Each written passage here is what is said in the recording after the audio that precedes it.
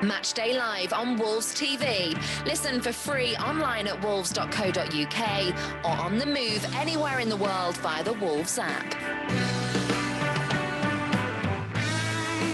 Neves brings it down on the volley. Oh, you must be kidding me! Ruben Neves has just struck a sensational goal. Oh, it's heard in. It's the underdog Donker who arrives. Oh, the brilliant Belgian in the right place at the right time. Calls it all. That's unbelievable. Jean Martinho has whipped it into the far top corner. Can you believe this?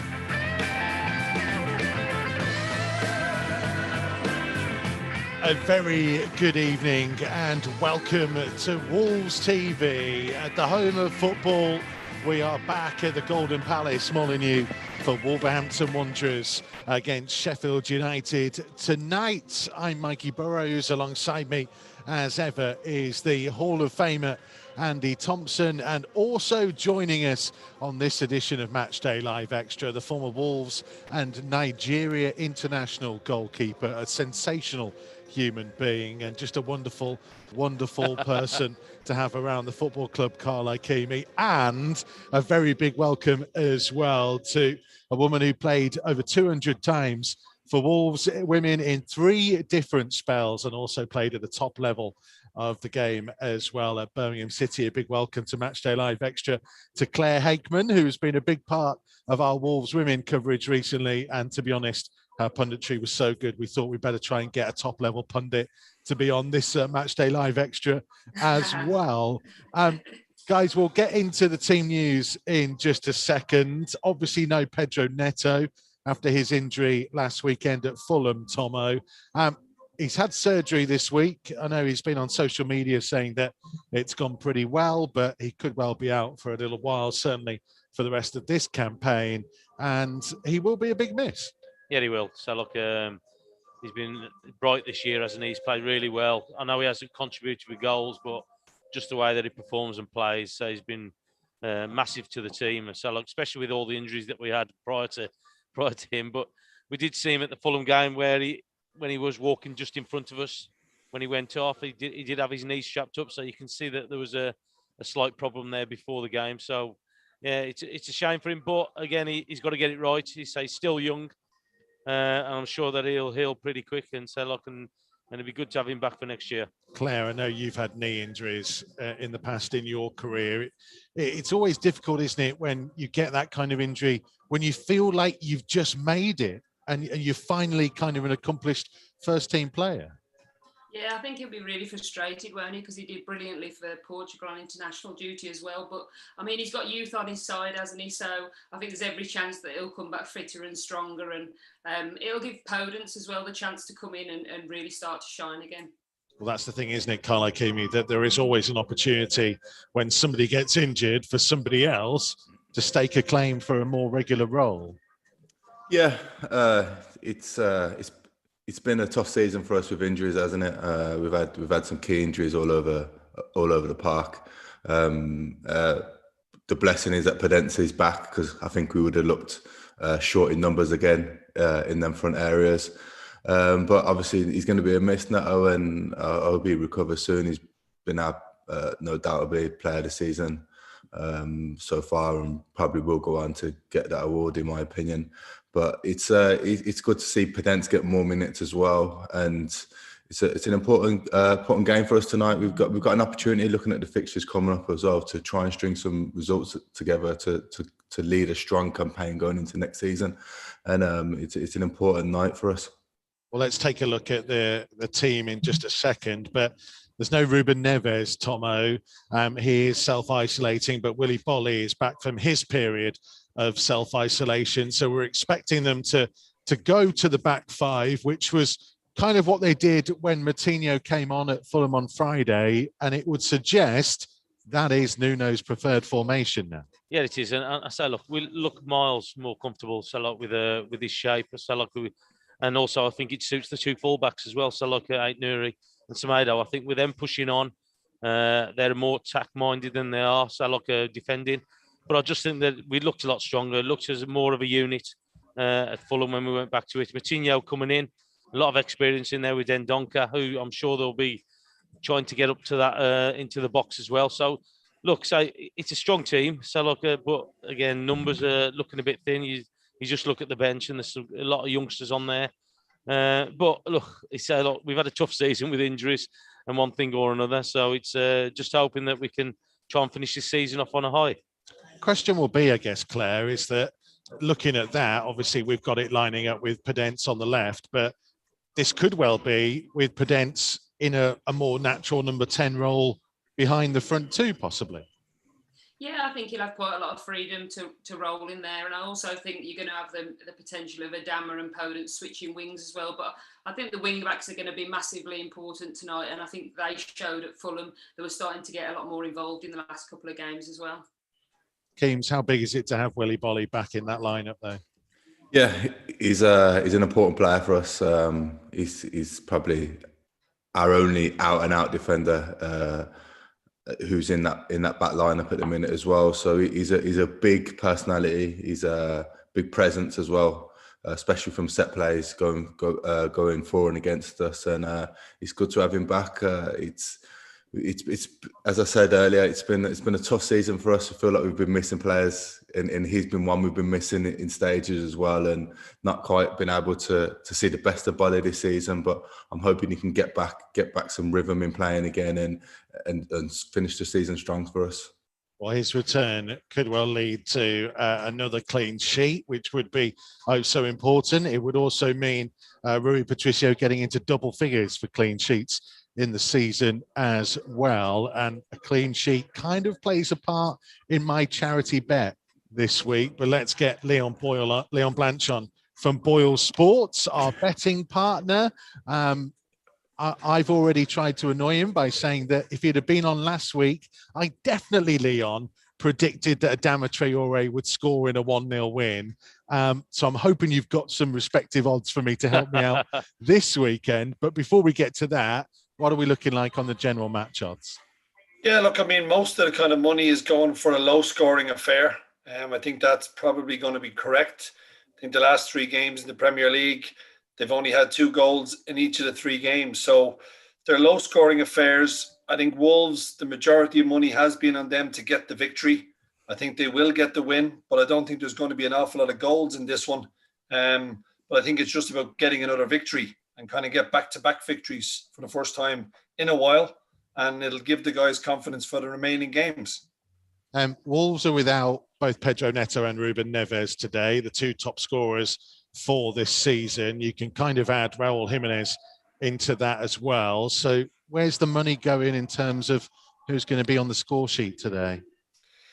Yeah, look, I mean, it's difficult in terms of trying to pick one. Traore obviously got his first league goal in quite some time as well. He's a 7-1 chance to score first. But I think if you're looking at someone, hopefully Jose can finally get it. He's 7-4 to score at any time. He's 9-2 to score the first goal. But I think I just feel this is going to be a tight game. Sheffield United don't score many games. I think they've score many goals, 17 goals in the entire season so far. Wolves have got 31 goals from 31 games. So it all points toward a low-scoring victory for Wolves, in my opinion. What's that like from the bookies' point of view? It won't be a good result. But look, we set the odds. It's up to people whether they want to bet small, obviously. Only bet what you can afford to lose, always. That's the name of the game. And if you think Wolves are going to win, that's what a lot of the punters do feel. They feel Wolves are going to get the victory, but they don't feel it's going to be a high-scoring game just because of the stats. And it's all based on stats, really. And if you look at it, only 48 goals scored between the 2 teams. So it all points to a low-scoring game. But watch what happens. It'll probably be 3-3 now after me giving it all that. Well, yeah, probably, especially because, I have to bet that Wolves are going to win. And I've also gone, Leon, for Wolves to win to 0. A clean sheet for Wolves today. Yeah, look, they've beaten, I think, Sheffield United 1-0 and 2-0 in 2 of those Premier League games. So that's a 7-4 chance, Mikey. And I think Sheffield United don't score many. It's just, it's proven they brought in Brewster from Liverpool It just hasn't worked out for whatever reason. He's still a young guy, but he hasn't really started that many games.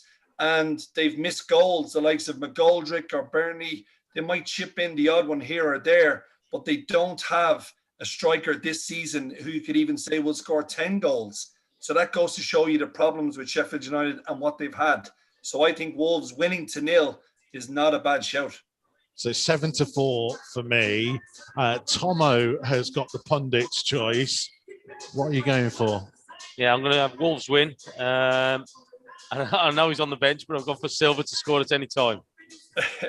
Well, look, he's on the bench, and obviously he's 4-1 to score the last goal of the game. So maybe he'll come off the bench and score the last goal in this game. But it's a 9-4 chance, Tomo, that Wolves will win and he'll score at any time. And look, I've been impressed with him when he's had those couple of chances when he scored. Still a very young kid. Probably not. Wolves are not creating as many chances as probably last season, but he's still got time on his side. What's your bet this week? I'm going to go for Wolves to win, and I'm going to go under 2.5 goals, which is 12-5. I don't see there being more than 2 goals in this game, and I think if anyone's going to score them, it's going to be Wolves. So if I was trying to do even a correct score prediction, I'd probably go 1-0 or 2-0 Wolves, because I do feel they'll win, but I think it'll be a low-scoring kind of tight affair. They might have to be a little bit patient and wait for the right opportunity to present itself, but I'm fully convinced Wolves will come away with the 3 points. We're really talking this game up, aren't we? No goals. Yeah, not going to be any goals. And so yeah, tune in. Yeah, well, Carl, we did say under. We said under 2.5, so 2 goals would be great. 2-0 Wolves win. We'll take that. We'll take it. We just I just love the fact that when we first started this feature, we had about 6 different things from Carl on his stuff we're putting in. Now we're running out of opportunities to get money out of Leon. We're just going to really as simple as we possibly can at the minute. Well, look, I'll tell you what, because it's been a tough season, instead of 100 quid per charity bet, why don't we not give Claire another charity bet as well? Even Claire might just go for Wolves just to win straight, but I'm going to double the charity bets this week. So we'll all have 200 quid going on our respective selections tonight. So here's hoping. And Claire, if you want to give us just a simple prediction, go ahead. We'll give you a charity bet too. Oh, okay, no pressure. I'll go 2-1 Wolves. 2-1. 2-1 Wolves. No problem. You can have 200 quid on that as well. And I'll probably just try and get that if I can while we're talking. The correct score, Wolves to win 2-1, just so we can get it nice and quickly. That is 15-2. So if you get it right, Claire, we'll be giving 1,700 quid to charity, which is what it's all about. Brilliant. Leon, love having you on as ever. Thank you very much, my friend. Hopefully we'll be getting some money out of you later. Hopefully so. And best of luck to Wolves tonight. Thank you, pal. Leon Blanche from our betting partners, Boyle Sports, with us here on Matchday Live Extra. I love the fact that we left Keames out of that as well, by the way. It's fine. His bet would have been ridiculous anyway. It's an interesting point, though, isn't it, Keames? Because the game between these two, right back at the start of the season, Wolves were 2-0 up inside 6 minutes, and we thought, wow, what could go on and what could be achieved? For both sides, it's not really been that much of a season to remember in the end. Yeah, I remember watching the game, and it was it was exciting to watch that, especially when we went 2-0 up, and you're sort of thinking, well, what are we going to achieve this season? And I think we've kind of stuttered all season, in all honesty, and not quite found any rhythm or form. And but I think Sheffield United have I don't even know what the right word for him, comparing them to last season, capitulated, really. Let's be honest, they were tough, hard to beat. Exciting to watch as well. They had that energy flowing forward. And this year, they've not had that at all. They've not had the same fight. Similar squad as well. And they've not quite got it going. And it's disappointing to see, I think, especially having to see how exciting they were last season and how they entertained. How they kind of brought, I suppose, that Sheffield steel in a sense. They've been really poor, and it's hard. I was maybe when Brian comes on, he might have a bit more of an insight, but I've not been able to put a finger on it really. I know they've missed a couple of players, but they don't look like the same team, even a resemblance of the same team from last season. Yeah, Brian Dean, former Sheffield United striker, will join us very shortly. Tomo, from the Wolves' point of view on that game, it felt like, if you remember back, we were trying to play a slightly different way in midfield. Pedro Neto had a kind of deeper role, and we had the four of Podence and Jimenez and Dendoncker and Neto all interchanging. And it felt like we were possibly seeing an evolution of the way Wolves were going to go about things. Was it injuries that put pay to that, or did it simply not quite work? Well, possibly. So, look, I think things, having the correct players in the correct positions, I think has hindered us from playing that position. Say, because as we touched on there, they started off really well, 2-0 up, I think, in the first 10 minutes or so, and looked really good, looked bright, looked sharp. But then, so the second half just died down a little bit. But it just kind of showed us that what they were trying to do, and they've tried to mess around with the formation and the side throughout this year. And for one reason or another, it just hasn't worked. Because I think we're 11 points worse off than we were last year this time. So it's something like that. So it was, look, he's tried various things. He's tried the different formations. He's tried different players because of injuries. But there have been key areas that we've lost players. So your leading goal scorer, we lost Johnny as well to a long-term injury. So it's been difficult. But look, so we're still doing reasonably well. We're 12th at the minute as well. And as Carl touched on earlier, we've got some good fixtures coming up that we can start to push on a little bit and finish the season on a high. Because, Claire, it's that old element, isn't it, of the best laid plans, really, when you see Jimenez start the season the way he did at Bramall Lane back in September, and then we lost him from the start of November onwards, it becomes very different. Yeah, for sure. I think it really knocked the stuffing out of the team, didn't it, when he got injured? But even watching the highlights this morning, I was looking, and that day, Jimenez could have got a hat-trick by the looks of that. And it was just a reminder that, it was all still there. We were creating great chances. But obviously, it knocked the stuffing out of the boys. And from then on, we've kind of struggled and sort of crawled our way through the rest of the season.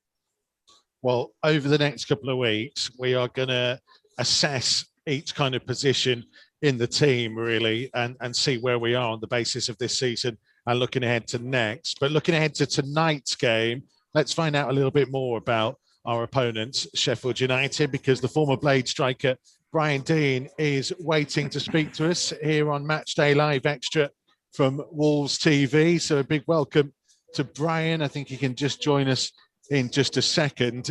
It's in a situation, Sheffield United, where if they don't get a win tonight, that is them done and dusted. Newcastle's result of West Ham earlier today has put them in a horrible position, but talking to some of our media colleagues who cover Sheffield United, suggesting it's kind of been that feeling for a while. Just a tricky situation to be in. And maybe, Keems, a kind of a sense that's worthwhile from a Wolves point of view, looking at it and going, well, we might have had a bit of a dip, but it could have been an awful lot worse.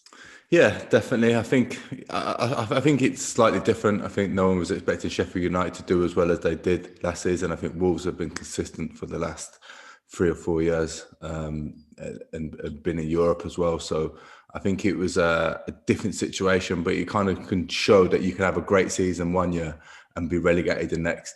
And the amount of players that were spoke about moving from Sheffield United, players that were getting in around the England squad, and it's completely changed this year where they've got, I think, is it 14 points? They've been nowhere near it really, in a sense, and it can show what a bit of bad form and a bit of inconsistency can turn into. Well, Brian Dean is with us. Welcome to Wolves TV, Brian. Great to have you with us. I don't know whether you can answer the question of what's changed this year, really. Good question. I think, first of all, you always get a situation where you try and strengthen a squad, and it's about bringing in the right people, and that's been a difficult thing for the club to transition. Obviously, they thought they were going in one direction, and it hasn't worked out. They've had a lot of injuries as well, which have contributed to the way how the squad have performed. and you do get some of the, I think Carl mentioned second season syndrome. Players' attitudes come into that second season having done so well. It changes, and all of a sudden, it's not so much a hunger that you lose, but you perhaps lose that ability to feel like you have something to prove, and that's possibly hit them really, really hard. So I think it's been a combination of things. And it's been a dreadful season, but I feel sorry for the club, not only because I've spent time there, but it's just unfolded quite ruthlessly, shall we say. Hi, Brian. Just to touch on what you said about the new signings, and I don't say you was referring to them being bad eggs or anything like that, but we had a situation at Wolves where Mick tried to move it on, and he brought O'Hara, Roger Johnson, and a few other players, and the mix just wasn't right in the change room after. Do you think that's an element of what's happened at Sheffield United? Yeah, it's difficult because that squad has stayed together for like 4 years, and if you're ruthless on one hand, you change the squad, you refresh it, because people get comfortable. But it's obviously the dynamic. I mean, Ryan Brewster's a good player, but he's a young player, and it's hindsight's great. You can look back and say, well, did he need to develop in the situation where it wasn't like game after game of crisis? Other people haven't stepped up. So it's seen it before. For me, it's important how they bounce back next year now. I guess, yeah, because is there a worry that, there have been teams, Wolves included, Brian, who've kind of done the double dip and haven't reacted well to going down? And I was looking at it yesterday when we were preparing for the show today, and there are 17 teams in the Championship this season who've been in the Premier League. So it's clearly a really difficult division to get back in there. Yeah, I mean, we find ourselves in a situation where if you look at what's happening down at Sheffield United, they haven't got a manager now. I think that the ownership have to get it spot on now. You have to decide what route are you going down. Are you going to go down the route of, are we going to get a manager in? Are we going to get a head coach in? Are we going to get a sporting director in? What is going to be our identity moving forward? Because it's quite obvious that they're still playing with the three at the back. Is that going to suit the next person coming in? What is the identity of the club? Everybody wants to play a certain way. I think that the way how Sheffield United play, it really suited the way that, the fans, because it was really engaging. It was like a puzzle every week, and they were getting results. You could see what was happening. But moving forward, if you look at Wolves, when they had the changeover, they came with a plan, and they brought in a coach who's got that European experience, and they also had great connections in Portugal. I played in Portugal myself, and one thing I know is that they produce unbelievable technical players. And if you go into the second season, they still had the benefit of knowing that they were at the top of the table when it came to recruitment going into that market. Whereas I feel that at Sheffield United, if you look at the signings they've made, they've had to compete with clubs, and sometimes those clubs have got bigger budgets. So they're, you can't guarantee a pathway for some of these players. Whereas I suppose you look at the model that Wolves have done, it's worked really well, and they're quite stable now. And they've got a good manager, they play attractive football, and they're quite stable in the Premier League now. Yeah, just touching on that. So, do you think Chris Wilder had the backing of the board and everybody else around the club, or do you think that they kind of let him down with that way, in the way that he get players, recruitment, and so on? I don't know. I mean, it'd be wrong for me to kind of go down the route of criticising one or the other. I'm not here for that. I think that Chris had his own head of recruitment, and I think that's, if you've got your head, you know what kind of players you want to bring in. Did he want to go and look into Europe for players? I don't know.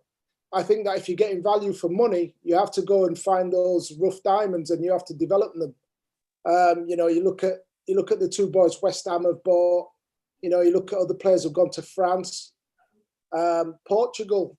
They're all good markets. Germany. So I don't know. Chris's way of playing was very much. It was based on a very good high tempo type of football. And looking at the squad, he trusted the players that he brought in. So he wanted those kind of players all the time.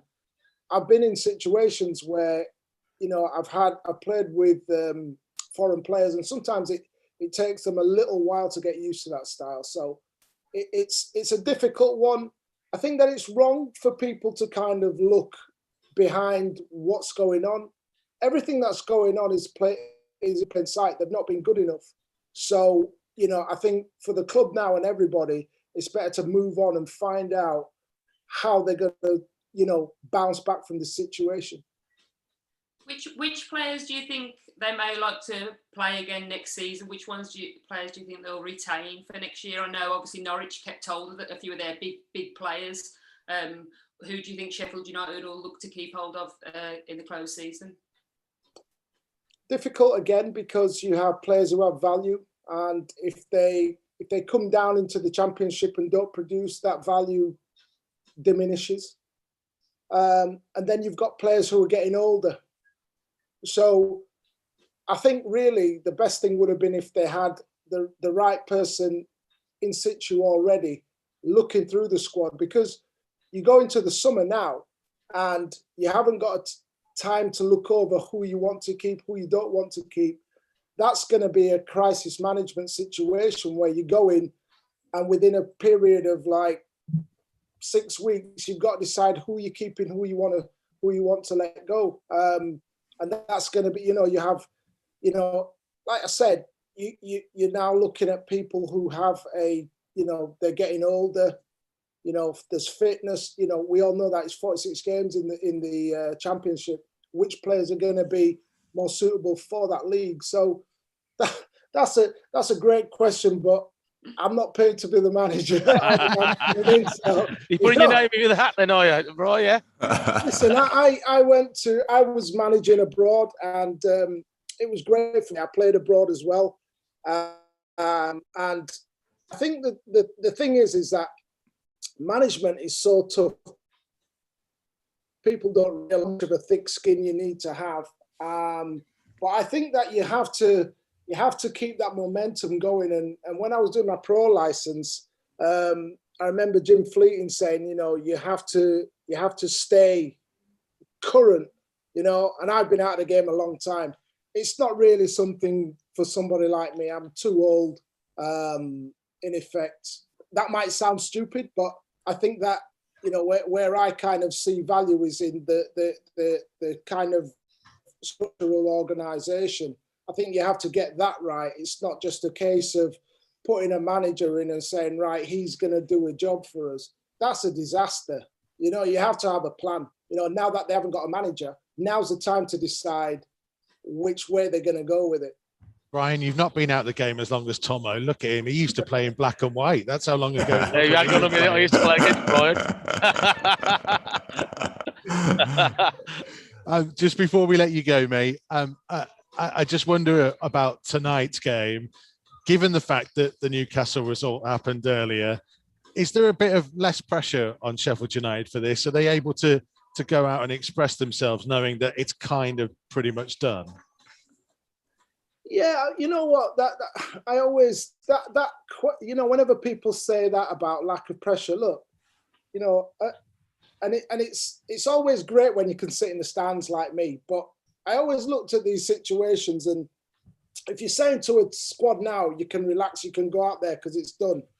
You have to look at yourself and what you've been doing in that meantime. How have you been preparing for yourself in terms of what it means? This is a game where there's less pressure, but you should have treated perhaps the games before with that amount of intensity so that you're not in this situation.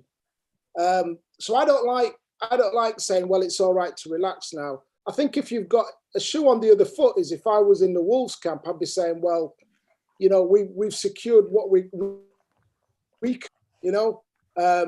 Yes, the guys at Sheffield United and in the team now have an opportunity to go out and see what they can do on television again. So I wish them all the best. It's not an easy situation, and I've been relegated as well, you know, and I know how horrible that is.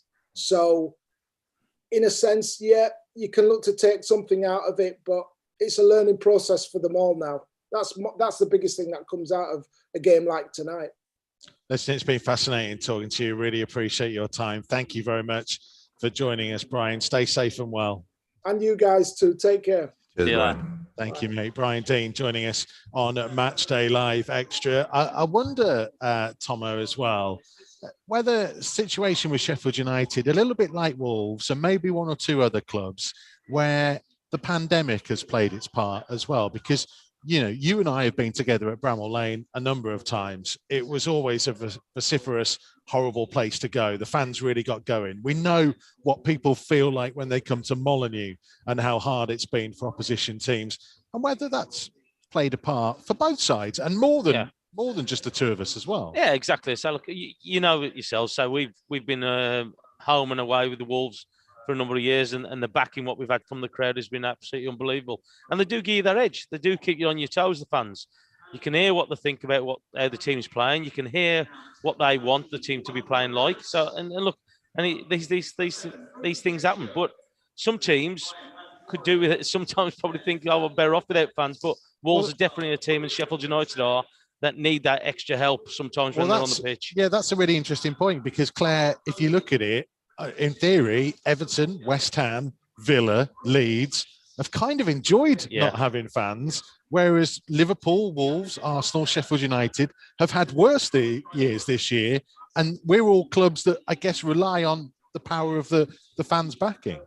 Yeah, for sure. I mean, you look at Liverpool's, it's ridiculous, isn't it? When you look at the teams they've lost to, I think they've lost at home to like Burnley, Brighton, away at Southampton, teams that you wouldn't expect them to lose to, especially just after they won the championship.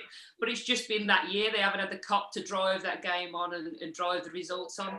And equally, I hear a lot from Villa fans that I know that say that as soon as things go wrong at Villa Park, the fans get on their back and that's it. They stop playing. So I think they've quite enjoy hearing that, to be honest. I wish there was a few fans listening to this. I wanted to bring it up when you talk about Villa. I was like, yeah, you're definitely right with that. Yeah, I've missed that. Yeah, but it's true though, isn't it, Keems? Like, you know, there have been quite a few games where I think if there was a full South Bank, it might have been a different result or just felt different. I think just looking at both teams and kind of going through the fans, I think looking at Sheffield United's team, I don't think their recruitment's been good enough. I think that's what's ultimately cost them. Would they have been cut adrift as much if the fans were there? I don't believe so. I believe they've had more fight in them if the Sheffield United fans are there. It's a tough place to go and they do get behind you. And I think ultimately with all season, I do believe that injuries have stopped us from progressing at times. But again, if the fans are there in some of them games, I know we would have been higher in the table because the fans have really got behind us home and away, and they do give us that edge. Some teams are better without fans because the pressure's too much at times, and the crowd haven't got behind it. We've had it at Molineux ourselves, let's be honest, where the crowd's been too much when we're struggling as well. But the fans have really got behind us over the last 4 or 5 seasons and become a driver for us going forward. And I do believe we would have been higher up in the table. Whether we would have achieved what we achieved last season, the season before, I don't believe so. I think that the injuries have hampered us too much, and we've lost a few players going as well. So I think that has ultimately hampered us. But I do believe we would have had a more fruitful campaign. Well, we're going to spend the next few weeks really as we head towards the end of the season kind of addressing a number of different areas in the team and maybe roles within the team as well. Let's get our next guest on here on Matchday Live Extra. Tonight, the Athletics' Tim Spears is waiting to join us. It's been a while since we've got him on, and look, he's all wrapped up nice and warm as well. I don't know, are you in a different ground to us? He looks better like that. Good to see you as always, Carl. Mate, one of the things that we wanted to talk to you about was, I guess, the element of youth that is in this Wolves squad at the minute, because I know you were part of Nuno's press conference the other day where he was talking about Theo Corbeanu being in the squad and that he trusts him. That element of trust in the youngsters might be interesting to see if more of them get game time in the coming days. Yeah, we've not really seen that trust, have we, this season? Certainly in terms of Corbeanu. I mean, he hasn't featured for 1 minute yet. So I think fans were a bit surprised when they heard him say that. I think if they get the win today, then the experimentation can come in the final weeks of the season. I think he just wants one more to get them to 41, completely end any kind of threat of getting sucked into a relegation battle. And then they've got some nice fixtures in the coming weeks where hopefully the likes of Corbeanu, Gibbs-White, Vitinha can really get some game time, because I think a few of them could probably feel a bit hard done by, to be honest, that they haven't had more minutes this season. Gibbs-White and Vitinha have probably been primarily up there. But because they've kind of got dragged down towards the bottom three, he's been using his experienced players week after week to grind out results. It hasn't been great to watch, but they're nearly there now, nearly there. Who do you think is it? Because you mentioned a couple of them. I guess there's a lot of fans that would love Fabio Silva to get more minutes, but Morgan Gibbs-White, Vitinha, Owen Otasowie, Aït-Nouri, Hoover. There's an awful lot of them that might be putting their hand up. Otasowie and Theo have both kind of broken into their national teams as well this season as well. You know, they'll be thinking that they wanted to take it on to that next level now. Gibbs-White has probably had the most frustrating season of everybody. I mean, he started the season on fire at Swansea. Pretty much the best player in the division for that first month. And then he finds himself out injured, and then obviously he's had to come back in January, and he's not really been given a run, and he's not really been given a shot in the team. I feel really sorry for him. I just think the kid's got to play. I think he's got huge talent, but it's a bit of a chicken and egg scenario. You know, he probably needs to do a little bit more off the bench to kind of put his hand up to Nuno and say, give me a start. But then equally, he would say he needs that run of games to get fluency and get rhythm. You know, as everyone will know, you know, that's the only way you're going to get the best out of him. It's not going to be 10 minutes off the bench here and there. So hopefully, and this is a first for Wolves under Nuno, they will have some time at the end of the season to experiment. You know, in the last few seasons, they've been fighting for something pretty much to the final day. Whereas now, we can experiment in the final weeks, and they can start looking at the summer in terms of transfer strategy. So I think both those things are definitely a plus. Tim, you've got your ear to the ground, as some would say. What do you reckon the transfer strategy is going into next season, and where do you think Wolves will be? Would they be going big, or would they be conservative? How are they going to approach that? I don't think they've got a huge amount of money to spend. You know, they spent pretty much 200 million net spend in their first sort of 2 summers in the Premier League, and then last summer was like a net spend of 0. We obviously the big sales of Jota, Doc and Costa for 80 million, and they pretty much spent 80 million in return. So although they spent a lot last summer, the net spend was low, and from what I'm told, it'll be similar this summer.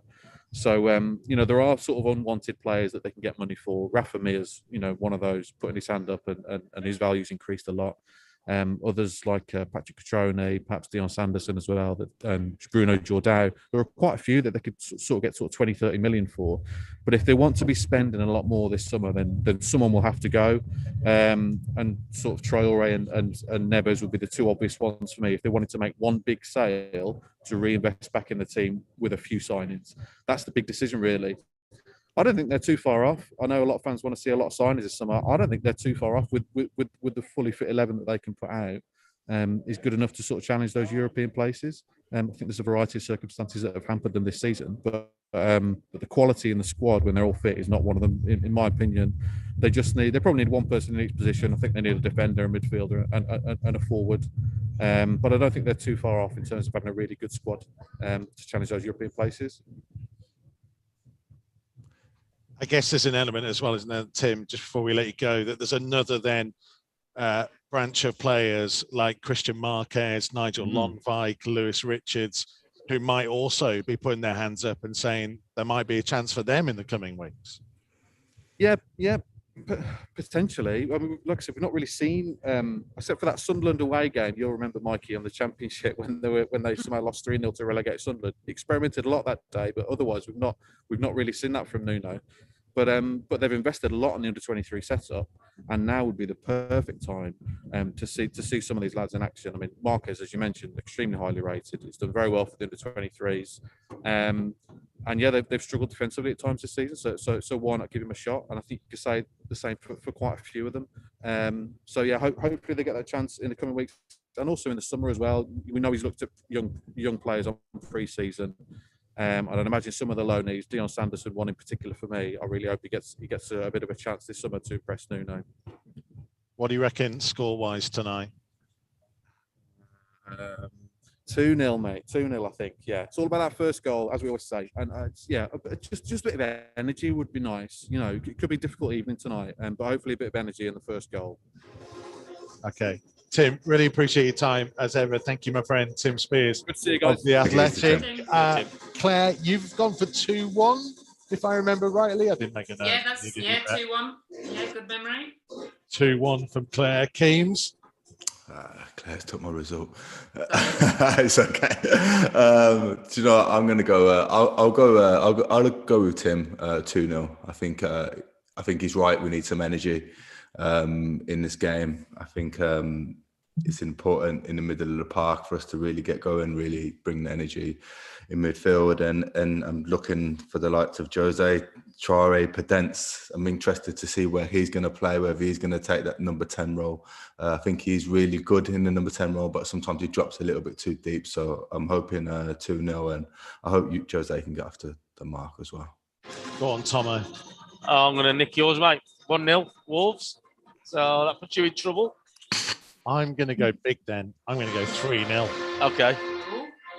May as well at this stage of the season. I'll tell you what, mate, he's bold, isn't he? That's the third time he's going to have a 2. Someone else is experimenting as well. More from Carl and Claire at half-time. Thank you very much. Both. More from Tomo in just a second. The teams are out. We'll be back with you for first half commentary in just a moment on Wolves TV's Matchday Live Edge.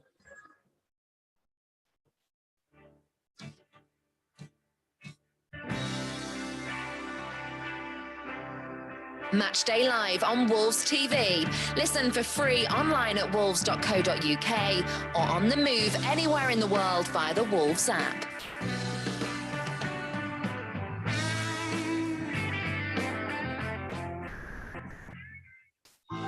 We can't welcome you to the Wolves megastore at the moment, but our online store is available 24/7.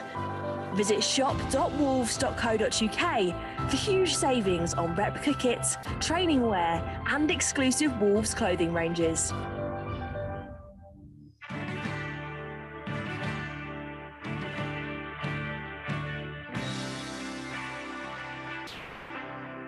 Matchday Live on Wolves TV. Listen for free online at wolves.co.uk or on the move anywhere in the world via the Wolves app.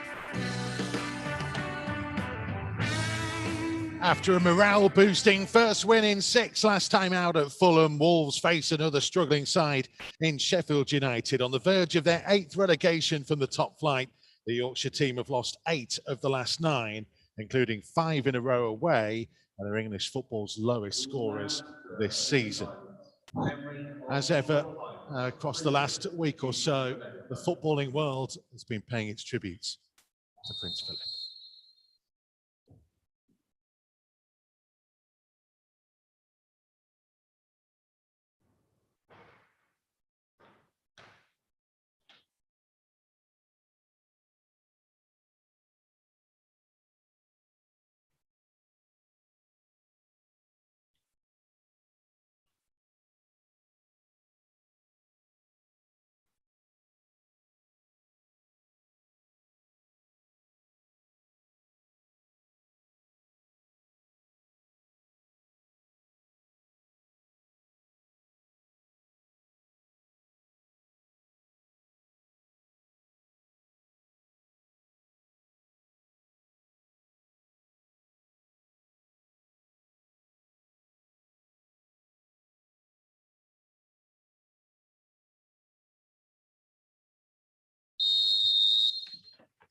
A minute's silence and a moment of remembrance for His Royal Highness Prince Philip, the Duke of Edinburgh, who was laid to rest today. Part of the reason this fixture Kickoff time was moved back. Nuno's side have won only 3 of the last 10 league games here at Molineux and are without one of this season's joint top goal scorers for the rest of the campaign in Pedro Neto. Ruben Neves is ruled out through COVID too, though Willy Bolly is back from his period of self-isolation. It means Wolves revert to the back 3/5 with Rui Patricio in goal, Willy Bolly, Conor Cody and Romain Saiz, Nelson Semedo and Ryan Nori, the wing-backs, Leander Dendoncker and João Moutinho in midfield, Adama Traore, Willian Jose and Daniel Pedence, the 3 up top. Sheffield United have Aaron Ramsdale in goal, a back 3 of Ethan Ampadu, John Egan and Keane Bryan, George Baldock and Ender Stevens, their wing-backs, Ben Osborne, Oliver Norwood and John Fleck in midfield, David McGoldrick and Rhian Brewster, the 2 up top. We are underway at Molineux. The beautiful sunshine that we've seen in this part of the world has begun to dip away as nighttime takes over, and we're very much under the floodlights at Molineux. There's Baldock going forwards early on for Sheffield United. Their change strip of a lovely shade of pink shirts, white shorts and pink socks. Wolves with the gold shirts, black shorts and gold socks. Yeah, so it's a different colour to what we normally see away team. But so that's the one that Sheffield United have chosen to wear. Here come Sheffield United down their left-hand side. Will be played by Norwood backwards. Wolves playing from right to left as we look at it first half. Defending the Sir Jack Hayward South Bank away to our right-hand side. Attacking the Stancullis North Bank away to the left. Header won by Dendoncker. It'll drop to Willian Jose. Here's Bolly. Loose ball forwards that's picked up on by Stevens.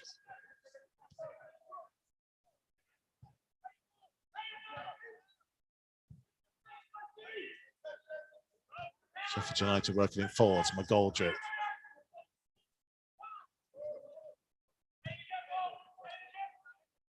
Right backwards. This is Egan.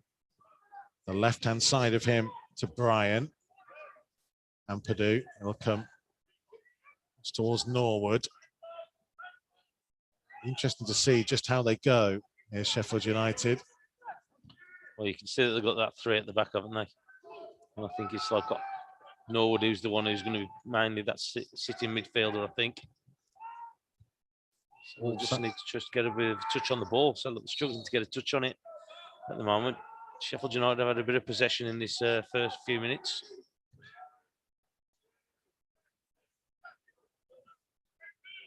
Bolly infield to Cody.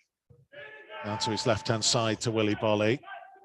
He's under pressure and he will launch the ball forwards towards Traore. Didn't quite reach him. Drops to Fleck.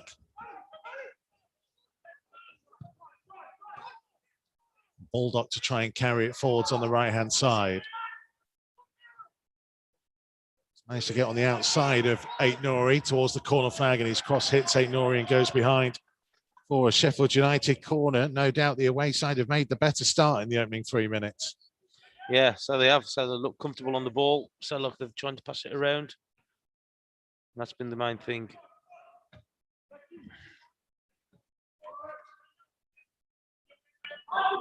2 minutes on the clock at Molineux.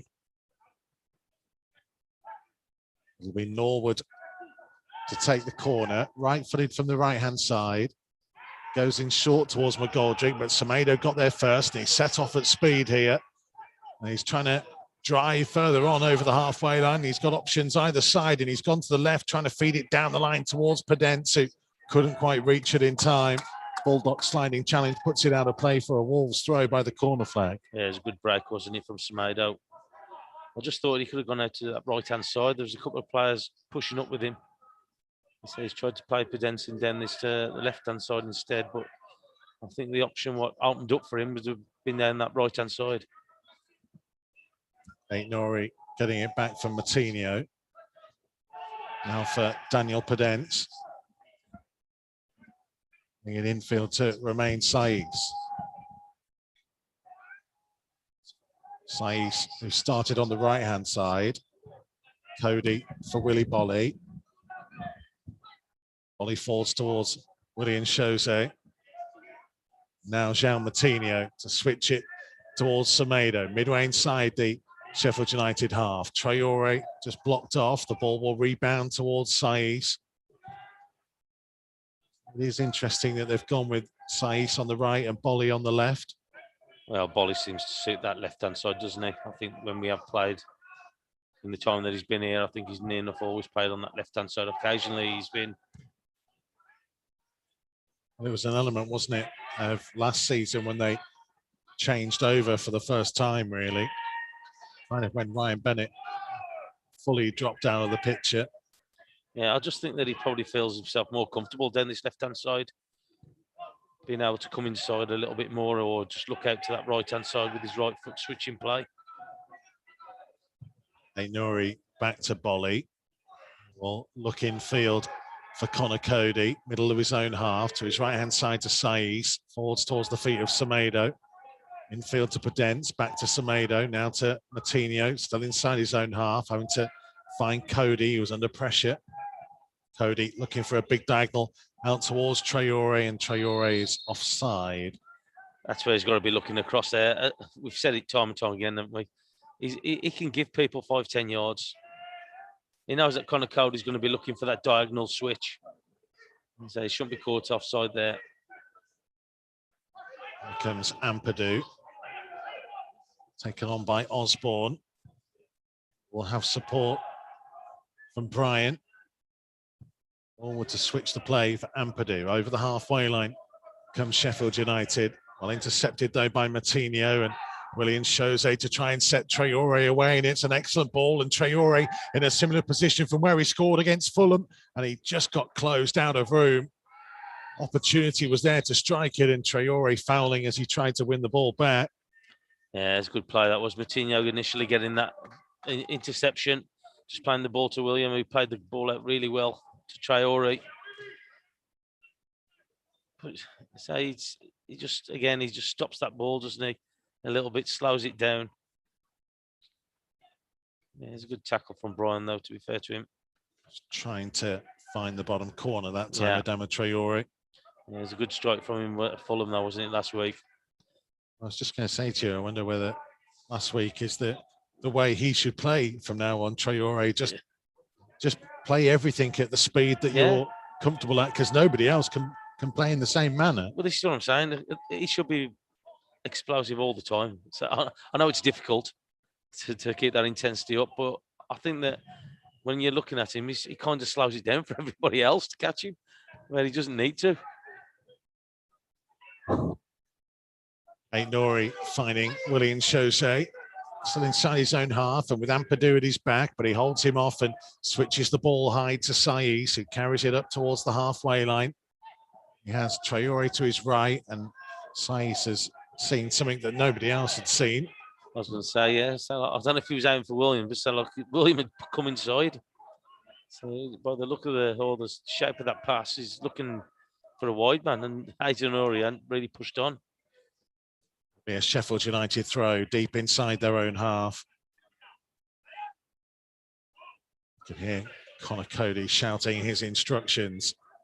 As Wolves will try and keep the Blades back inside part of the pitch. It was back to Ramsdale, who controlled it on the chest and then rather slices his clearance forwards, and it'll be a Wolves throw midway inside the Sheffield United half. Don't forget to use the hashtag Wolves Live if you want to get in touch with us during the game. Well, for a team that are bottom of the table, so that this first 8 minutes or so, they look pretty confident passing the ball around. I know they haven't really threatened, but they don't look a team that are struggling in the bottom of the league. It just shows you the fine margins, isn't it, from the top to bottom in this league. You've only got to be off a little bit and you can get punished. And I think that's what happens, because I think they've lost a lot of the games by just the one goal, haven't they? Yeah, it's kind of similar to a situation that Wolves found themselves in. Brian Dean saying before the game that simply if you can't score goals a lot of the time, You know, that's been an issue for Wolves this year. Both sides amongst the lowest scorers. Sheffield United, the lowest in English football. 31, is it? 31 in 31 games you've got? Yeah. So it's not many, is it? They're way down on recent seasons as well. Coutinho plays it wide to the right-hand side to Podence. On again for João Moutinho. Looks to fire a cross in. It's a bit too deep. Aït-Nouri will chase out to the left-hand side. It's a good cross in from him, but it just evaded everybody and it's nodded back towards the goalkeeper. Yeah, so again, so it's got to be better quality. That's Aït-Nouri there. He's just put the ball behind our two strikers, what were in there, Willian and Traore. That's where he's got to try and put it into that correct area there for the supply. We talk about it for Willian. So look, he got a great ball in from Podence last week with the goal that was disallowed, but it's about putting the ball in the right area, giving them some opportunity or chance to actually get on the end of it. Well, we're 10 minutes into this game already. Wolves nil, Sheffield United nil. The Blades have had most of the ball so far. He's getting it back now. Willian Jose backwards to Bolly. 1-2 with Ryan Aït-Nouri. Now Connor Cody on the edge of the penalty area. To switch the play out to Semedo. Lovely ball from Cody. Semedo was closed down very sharply by Ender Stevens. Yeah, I've looked at that. So looking McGoldrick up front. He's done it a couple of times where he's really sprinted or up the pace of it to just close them down. I think that's probably something they have looked at doing. Traore finding Podence in the centre circle, trying to feed it on towards Semedo. It was well tracked by Stevens, who cleared. Ball's hit the referee. And so we will have a slight pause. Right. There's nothing wrong with that ref. He put it fast the ball to Semedo. Robert Jones, the man in the middle. He's not taken charge of many Wolves games in his career. This is only the fourth that he's taken charge of. Has been fourth official on the last couple of matches. And how we got on in those 4 games? We haven't lost. Oh, there you go then. Good element. McGoldrick.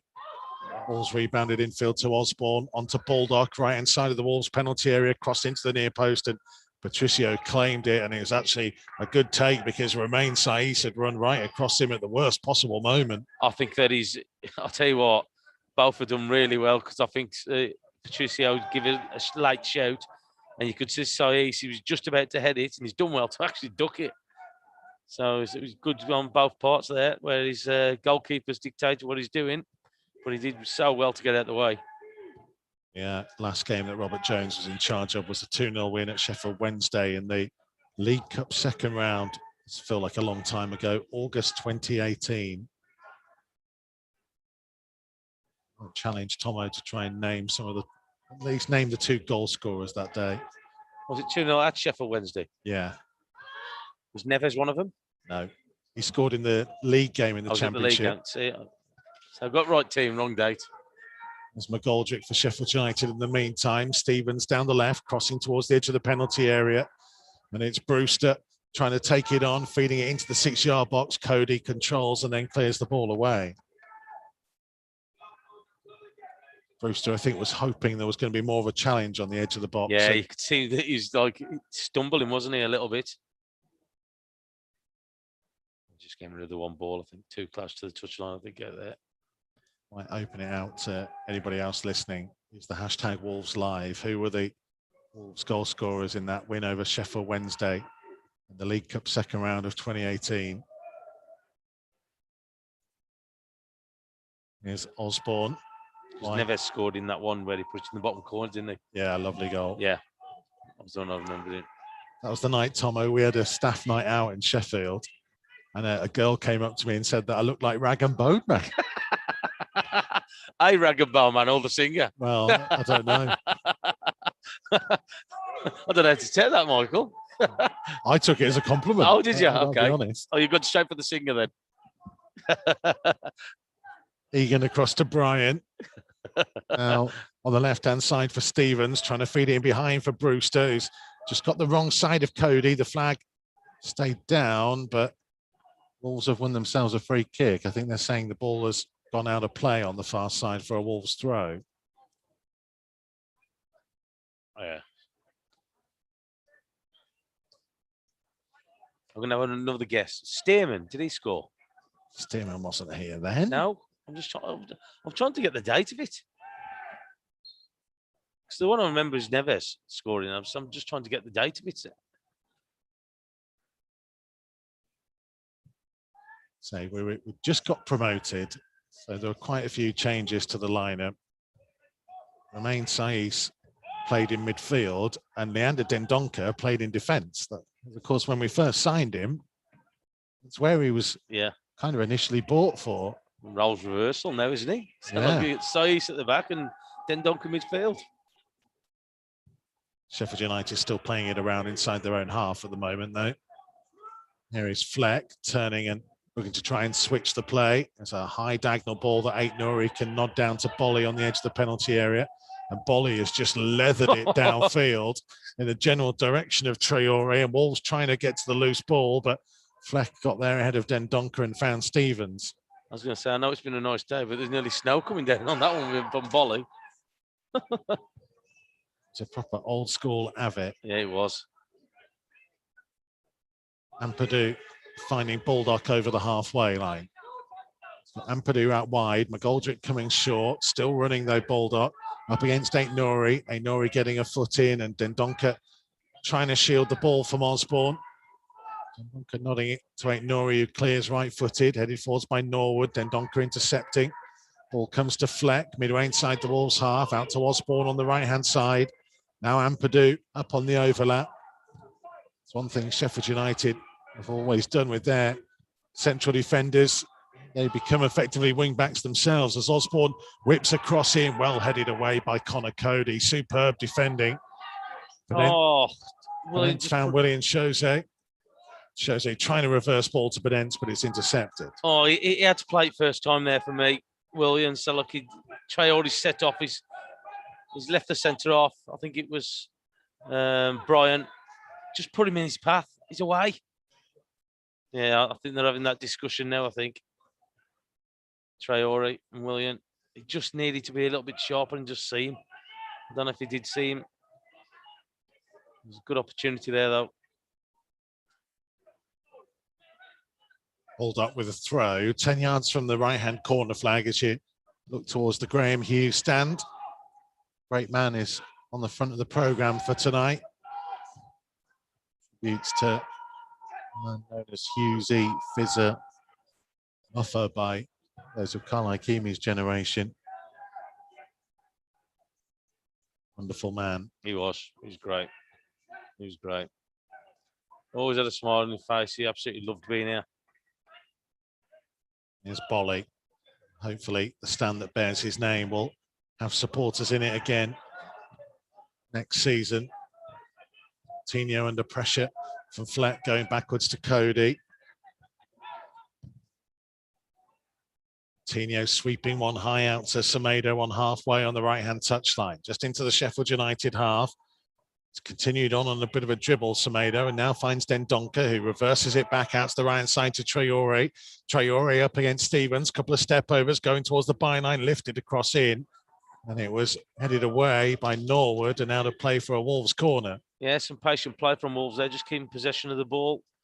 Moutinho just hitting a good ball out to that right-hand side to Semedo, but that's what you want to see from Semedo when he starts to drive forward. So, because he looks miles better and more comfortable going forward. Just gives the ball to Traore. Just couldn't pick anybody out, could he?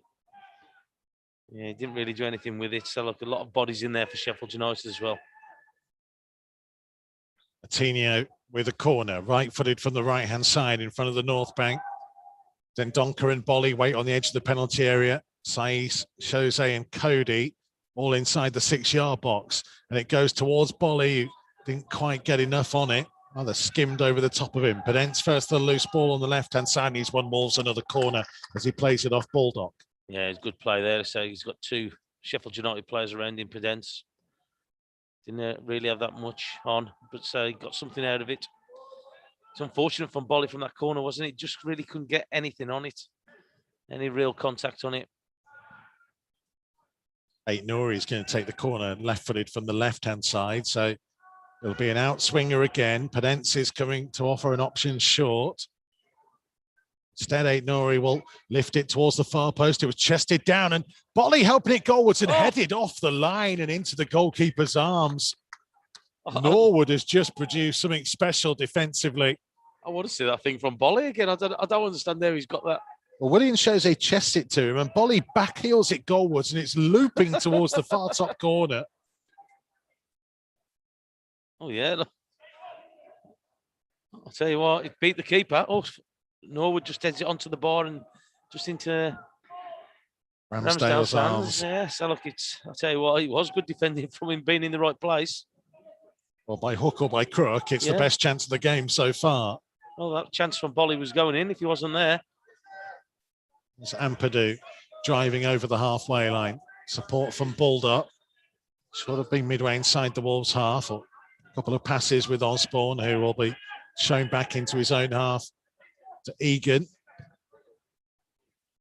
Do have a winner on our who got the goals against Sheffield Wednesday, and last time that Robert Jones was the referee. The Wolfpack on Twitter correctly saying Leo Bonatini and Helder Costa. The Helder Costa penalty. Bonatini from about the penalty spot, I think, swept one home. Is that when he had that purple patch, was it, where he was scoring all the time then, was it? That was the championship. Yeah. So look, he did really well, didn't he?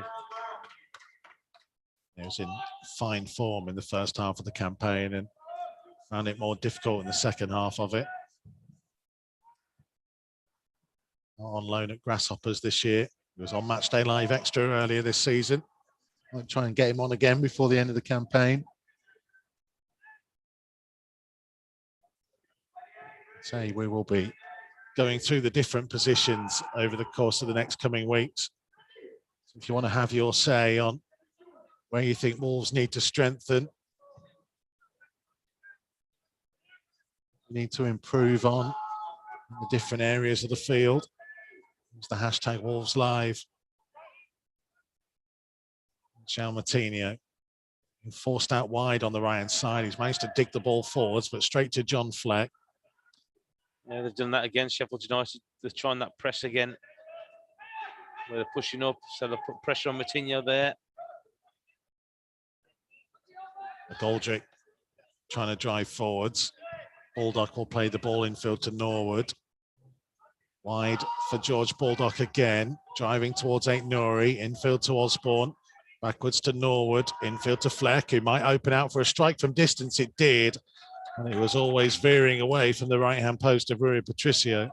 Yeah, so I'm not comfortable when they give them, especially in that area. I don't mind them, it's in their half, the possession from Sheffield United.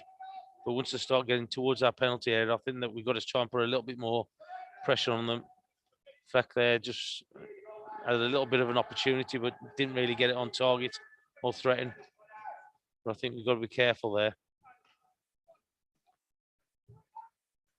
Wolves to clear the ball from deep. There's one in the air by Keane Bryant. Semedo infield to Dendoncker, back to Saiz. Now Bolly. Moutinho inside the centre circle, looking towards the Wolves' right.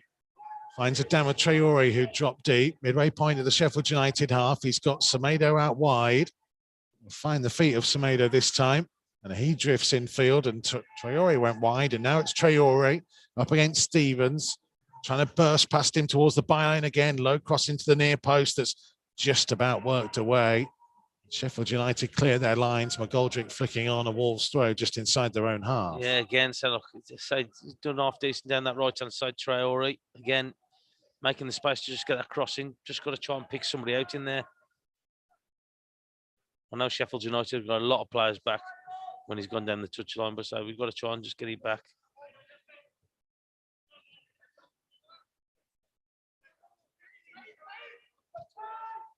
Here's William Jose trying to hold the ball up, and he was fouled as he did so.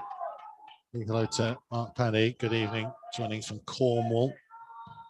Our listener from Honduras on the official Wolves YouTube channel. First? I'd be the first one in Honduras.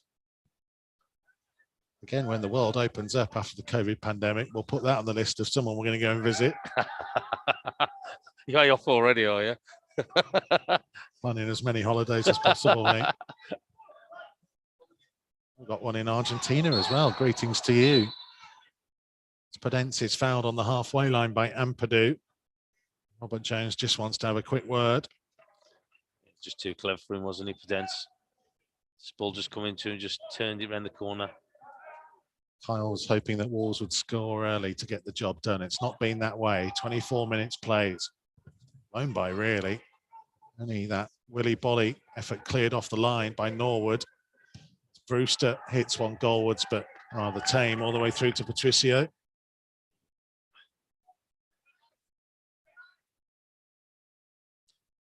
They are definitely trying to press the ball, Sheffield United. They're just quite high up the field.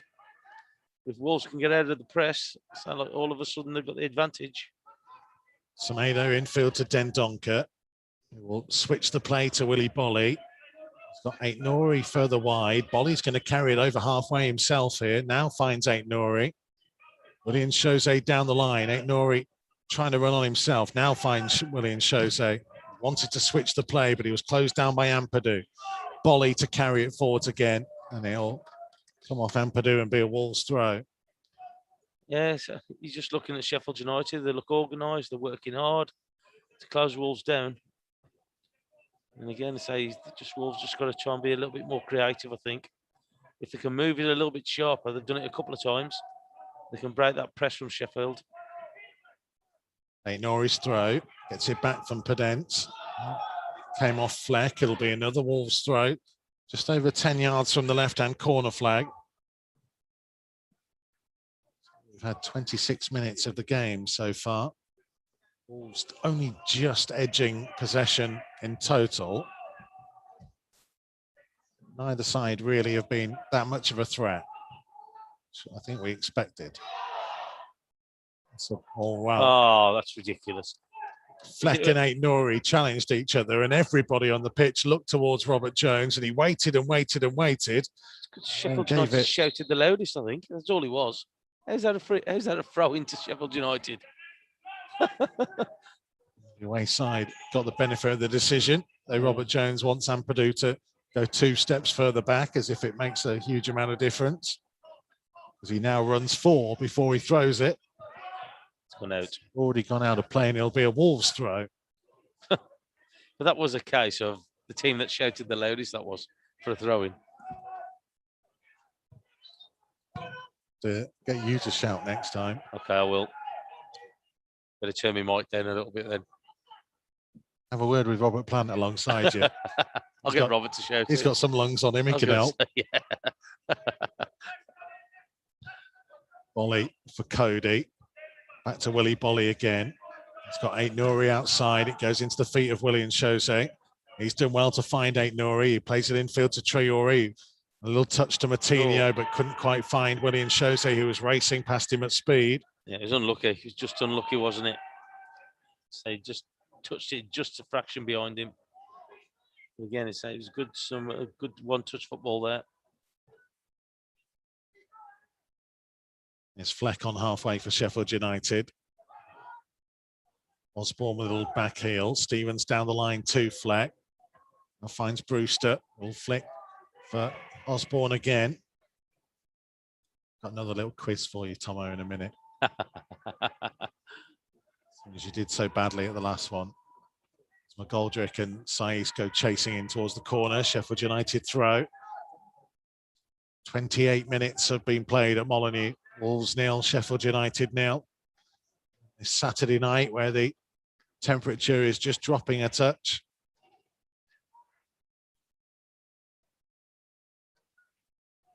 Sheffield United having to go all the way back to halfway. Egan finding Bryan. Lifted forwards, but it'll go straight to Bolly, who nods it down to Matinho. Matinho trying to set Daniel Podence away with an excellent ball in behind, and it needed Bryan to come across and just hook it out of play for a Wolves throw.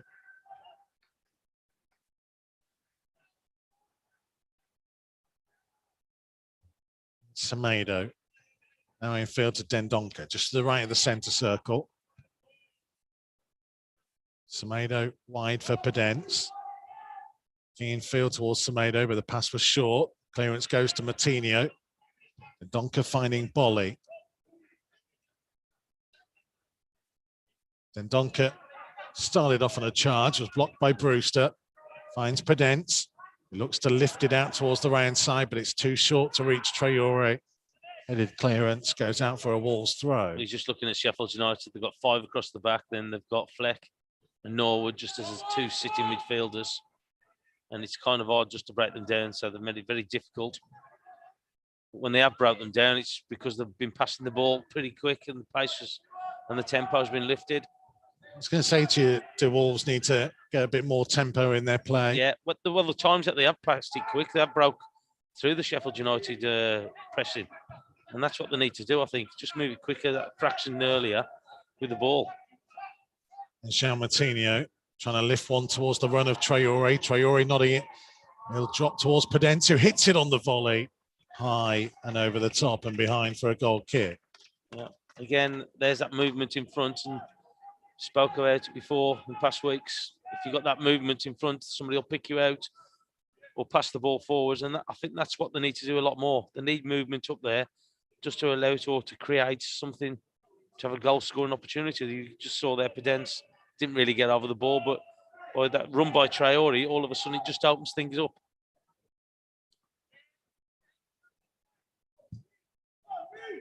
Half an hour played at Molineux. Alan says, get Bully to shout at the ref. I don't think he's here tonight. He's not here tonight, so he's having a quiet night in, I think. Normally we'd have heard him by now. Oh, yeah.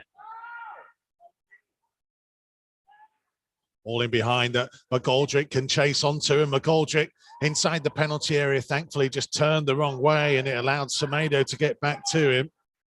Sheffield United still have the ball down by the corner flag, but it's gone out of play for a Wolves throw. Just for a moment, McGoldrick looked to be in. But I thought he was offside. And again, there's this. Oh, no, he's not. Volley's playing him on. He's got the wrong side of Saiz, didn't he? Yeah. The volley was a little bit deeper than everybody else. Just played him on. All cleared forwards. Williams shows there with a flick on. Egan, oh, he's miscontrolled his pass backwards, and Daniel Pedence can try and capitalise here into the penalty area. Support arriving, it's back to Traore. Traore twisting and turning, can't quite get the shot away. Now finds Aït-Nouri. Aït-Nouri having to go for goal, and the goalkeeper will grab it at the second attempt. Yeah, I know it was difficult for Pedence. He just bounced up, didn't it? And it allowed the Sheffield United player to get back to him. But I think that we've got to be having a shot a little bit earlier than that. We've got to open up an opportunity. It was just a bit slow from Pedence's pass to Traore. Well, you're looking at that. They've got 5 players back. They had no players back at one stage, Sheffield United. And because we've took a little bit too much time with the ball, they've been able to get 5 players behind the ball. Got to be sharper in that top end. If you're going to create or get opportunities, you're going to have to be sharper with the ball. Wolves nil, Sheffield United nil. Saiz first to this one, and he sent it deep into the Sheffield United half, and Traore has used his strength to get hold of the ball. Now to Semedo, who's come driving on. Traore again, just outside the box, pulling it back to Matinho. Flicked wide for Nelson Semedo. He's lost out on possession, and it'll be a Wolves throw. Oh, it's frustrating watching. So they keep stopping the ball. Just, if you got an opportunity to run with the ball, run with the ball. Just give the advantage back to the defender when they keep stopping and starting it. Here's Traore. Now for Nelson Semedo. Back to Romain Saiz, who plays a clever ball infield, middle of the half to Daniel Pedence. Just to the left of centre as you look towards goal. 1-2 with William Jose. It was a clever flick by Pedence, and he was caught really late. Wolves free kick. Probably too far out to have a go for goal, but big boys will come forwards from the back. Yeah, so a good opportunity to put the ball in the area. But Pedence again a little bit too sharp. Was it Ampadu? I think it was. Yeah, he's just gone into him with his knee, hasn't he? There's a bit like knee on knee there, I think. Stefan says greetings from France in lockdown. All the best to you, Stefan. That's France, Argentina, Honduras. Worldwide, Wolves. Fans everywhere. Yeah. And it'd be great once they get back into here as well. Saeed's Bolly, Cody, all in amongst it. Martinho to lift the ball in. It was a Sheffield United head that sent it out the penalty area. Pedence trying to put it back in. Then Donker tried to flick it on. Cleared away by Stevens. McGoldrick on the left-hand side. Stevens ends up clearing it to halfway. Saeed stoops and heads it out of play for a Sheffield United throw. Not been much goal action, as they say. Look, I think that Wolves have had a couple of opportunities where they could be a little bit sharper in that top third, but again, so at the moment, so I don't think there's much between the two teams. A lot of the players been in this central area. Osborne being forced backwards. Egan now to Ampadu. Pulled up down the right-hand side for the Blades. Coutinho closing down. Ampadu taking over. Infield to Brewster. Heavy touch, and Brewster clattered into Ryan Aït-Nouri. The Wolves are very unhappy with that challenge. Brewster has stayed down as well. Well, it'll be interesting to see the challenge, because it looked like he had his stud showing there. Well, Aït-Nouri has barely moved at the moment. Well, I think Brewster's just kidding. I think he realises it's a bad challenge from him, and he's trying to say that he's injured. There's nothing wrong with him. Ryan Brewster card is out, is yellow. Oh, I don't know, though. Aït-Nouri as well caught him as well. I'll tell you what, there wasn't much between it. Looking at the replays, there, I think Aït-Nouri's just caught him as well. Well, Aït-Nouri's up and okay. Need any treatment? Oliver Norwood is in deep discussion with Robert Jones. Connor Cody over there as well.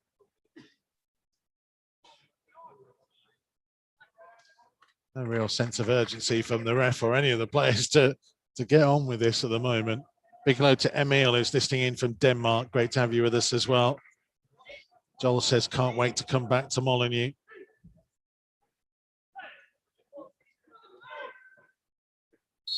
.36.5 minutes played. Willy Bolly to launch it in the direction of Adama Traore. Egan Bryan challenged. Semedo got there ahead of Stevens, but it'll be a Sheffield United throw. Yeah, that was a shame, wasn't it? Because look, he's just got his touch to it, but unfortunately just couldn't hit it in front of it. Rather went outside or wide and out for the throw into Sheffield United. But again, that's where you got to just have a gamble sometimes for that second ball with Traore jumping with it.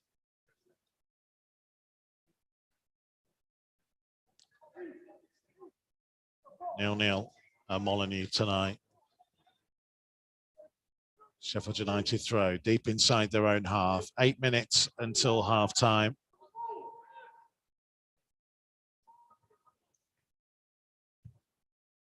This fixture is also Wolves no room for racism match as well. Players took in a knee before kick-off as ever. It's a message we continue to send. Daniel Pedence for Wolves, fouled by Brewster. Free kick on the edge of the centre circle. Donker finding Traore. Wolves trying to get on with things. Might need something special from Traore. He finds Pedence. Pedence 25 yards from goal, twisting and turning up towards the edge of the box. Now Willian Jose. Martinho wide to the left-hand side to Aït-Nouri. He's got support wider from Pedence. Pedence with a little bit of trickery, but he's lost out to Ampadu. And Sheffield United now trying to break in. They've got 3-on-3. A long diagonal ball looking for McGoldrick, plucked out the air by Patricio. Yeah, there was an opportunity here for Wolves. 3 players, Sheffield United are out of the game. They're quick with it. Pedence finding Dendoncker. Wide on the right-hand side to Semedo. Semedo slowing the play down. Sheffield United back in position.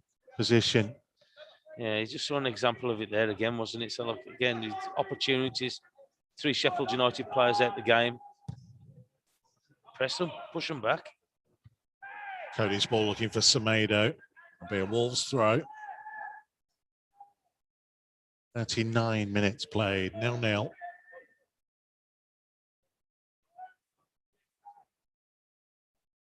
Go towards Martinho, back to Semedo. To his own half to Saiz. Use of Carl Ikeme and Claire Hakeman at half-time. Claire, of course, will be part of our team covering Wolves women tomorrow. The 4th round of the FA Cup against Blackburn, having beaten 2 teams from a tier above. Now face one from 2 tiers above. They continue a remarkable run that they've been on this year. We had 4 months without a game. Still managed to win 11 from 11. Well, McGoldrick has got the better of Daniel Podence, and Podence just let him run away from him there for a moment. Thankfully, McGoldrick turned around and looked for where the support was instead of just driving forwards. Yeah, I just think that Podence he's get the ball away 2 or 3 times now. Just complicating things. Just play it simple. I was going to say, we want him to be creative, but like some of the times he's putting the ball at risk. It's the areas he's putting at risk, isn't it? Yeah, because he's lost the ball, and so all of a sudden Sheffield United are driving at us. All in behind. Baldock had made a long run across from right to left. Cody got there first, though. Sais's clearance as far as Fleck. For Stevens on the left-hand side. Backwards to Fleck. Trying to run on the outside of Dendoncker. A little back heel. The ball comes infield to Norwood. Short pass for Osborne. Fleck again on the left-hand side. To back from Stevens. Still Sheffield United with it. Playing infield towards Baldock. Saiz will try and out-muscle him. Went to the deck, and Saiz trying to play with it inside his own penalty area, and he's lost it. And a free kick is then given in his direction. I'll tell you what, he's lucky. He's lucky there. I think sometimes you just got to put your foot through it. I know we want to play football, but I think you can't put the ball at risk, especially in your own penalty area. Yeah, replay of it on our screens here. You could understand if they gave the foul initially there. I'm not sure there was a foul when the free kick was given. No, I'm going to see it from a little different angle. Baldock on Saiz shoulder to shoulder initially. Saiz then picked himself up, turned in field, was maybe being held by Baldock. Yeah, that's the only thing I could think of looking at that. Norwood had smashed the shot over the bar anyway. Ramsdale forwards. Ball came off Bolly but went backwards. Saiz's header. Bolly cushions it down to Martinho on halfway. Wide to the left-hand side to Ait Nouri.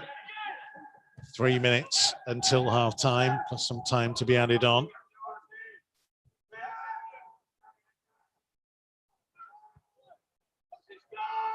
We'll come back to Patricio to put his foot through it. Ait Nouri with a flick on, but it went straight to Baldock. Sets off at speed again, running down the Sheffield United right, but Ait Nouri's done well to get back in front of him. He clears it up towards William Chose. It goes past both he and John Egan. That's where it's got to stick for William up front. He did really well, Ait Nouri down this left-hand side. Offside flag up against Osborne. El Nino on the live chat, by the way, says their voices are sexy. I don't know whether they mean me or you.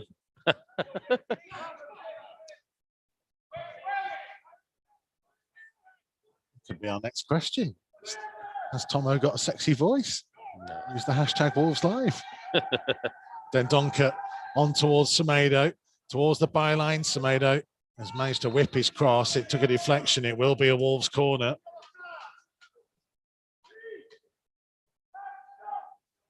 Just feeling like there is something in this for Wolves if they can just maintain a higher tempo and get at Sheffield United a little bit sharper. Best chance of the game came from a set piece where Willy Bolly flicked it goalwards. Well, the last corner when Bolly's gone in, just didn't get enough contact, and he did it. More of a glancing header to come out to Ait Nouri at this side. Tinio with a corner, right-footed from the right-hand side. William Chose, Saiz and Cody all in a row. by the penalty spot. Dendoncker and Bolly beyond it. Now all making their runs. It's away by McGoldrick, and Semedo has been muscled out of it by Brewster. And then Traore looked to take out Brewster, but Sheffield United still motoring forwards, and it's Osborne on the left-hand side, blocked off by Ryan Aït-Nouri, and no, a free kick is given Sheffield United's way. Well, I don't understand why the free kick's there. There was a free kick what Sheffield United was shouting for earlier on in that attack or that break. But that was never a foul, the one there that he's blown. Yeah, Adama Traore, guilty man earlier on in the move. Daniel Podence, the Mata challenge.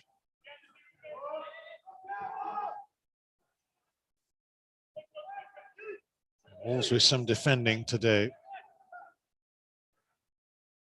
They've got a spare man at the back. Ampadu, 22.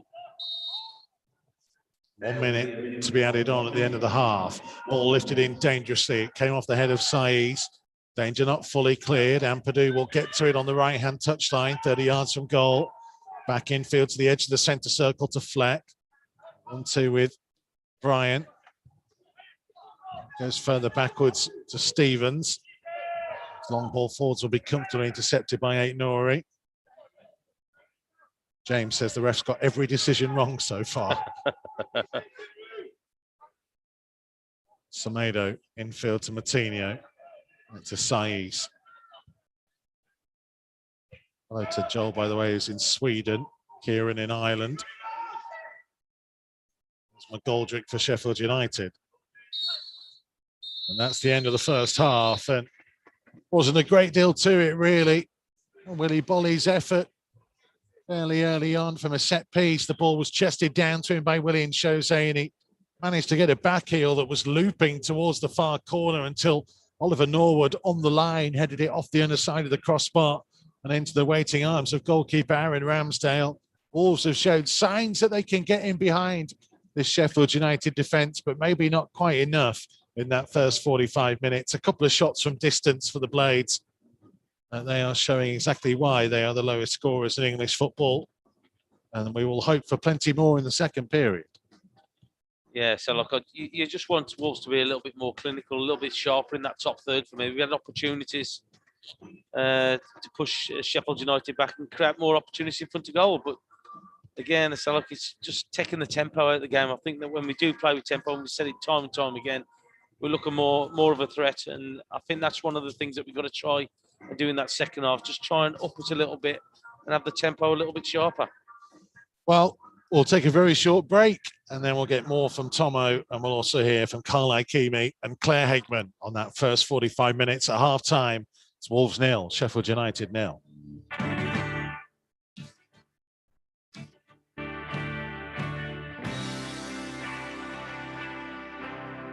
Matchday Live on Wolves TV. Listen for free online at wolves.co.uk or on the move anywhere in the world via the Wolves app.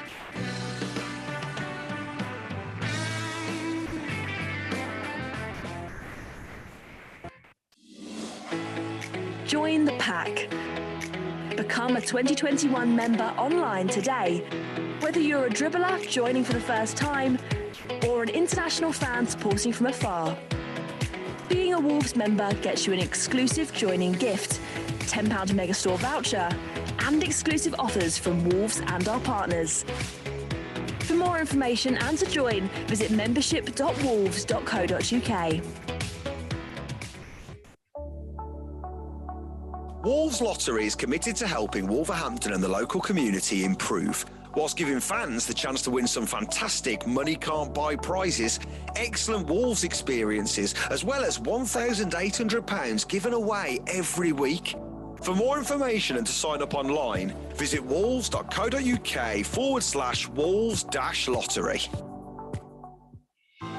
We can't welcome you to the Wolves Megastore at the moment, but our online store is available 24/7.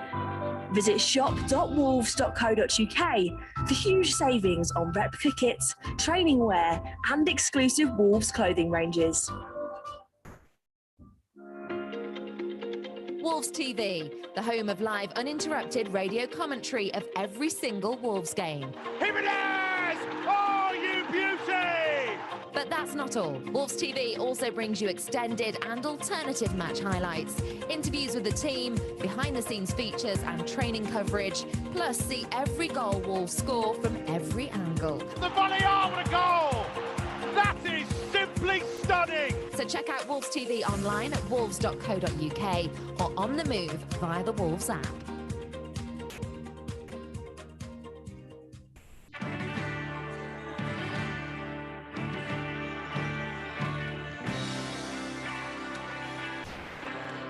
Matchday Live on Wolves TV. Listen for free online at wolves.co.uk or on the move anywhere in the world via the Wolves app. So half-time here at Molineux, Wolves 0, Sheffield United 0. The tail of the tape really in that first period. Wolves just about edging the possession, 55-45, and with 4 shots to Sheffield United's 2, but only 2 on target. The Blades with 1, Wolves 3 corners to Sheffield United's 1 as well. Welcome to Wolves TV, Claire Hegman. This is going to be an interesting half-time period because there isn't an awful lot to try and talk through there. What did you make of it so far? Yeah, I thought it was quite scrappy, to be honest, wasn't it? I think Sheffield tried to frustrate us a little bit and stop us playing out, but there was little glimpses, little glimpses in there where we were going through the phases. Podence and Traore doing well in parts, but we're just lacking a bit of spark, aren't we? I mean, whether it'll be a day where Silva and Gibbs-White can come on for a little bit longer and give us a little bit more in that final third. Carl Ikeme, what did you think? Yeah, completely agree with Claire. I think she took the words that I wanted to say as well. Spark. There's no spark. It's disappointing in a sense.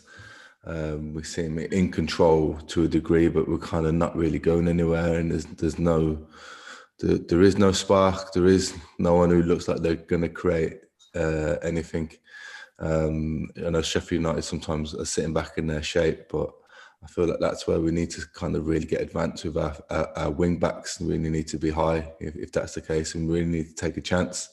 I think we need to see more from the likes of Podence and Traore as well. I think sometimes it's a bit predictable, and we need to create more chances because it's been disappointed. I mean, the only sort of chance I remember really is Bali's sort of flick that could have gone in, but it's been disappointing. And I think we were talking at the start of the game about what's to play for and what we're going to do for the rest of the season. I think there's a lot to play for in this team. I think there's a lot of people with points to prove heading towards next season, and I think there's a lot to play for. So I'm a little bit disappointed, in all honesty.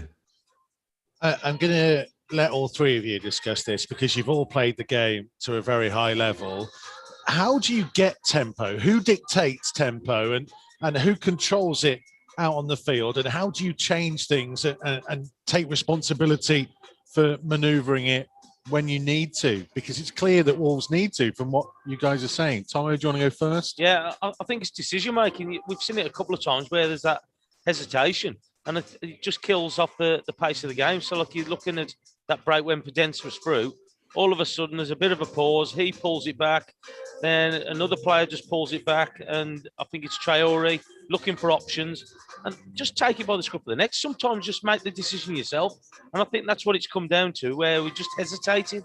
And it just takes the pace out of the game. And then all of a sudden we start to play it sideways, backwards. Then all of a sudden the tempo and the attack's gone. And I just think I would like to see just somebody just take the initiative a little bit. Just somebody think, hang on a minute, I'm going to take the ball at them. So, because at the moment, we just look like we're passing the buck a little bit to somebody else rather than taking the initiative themselves.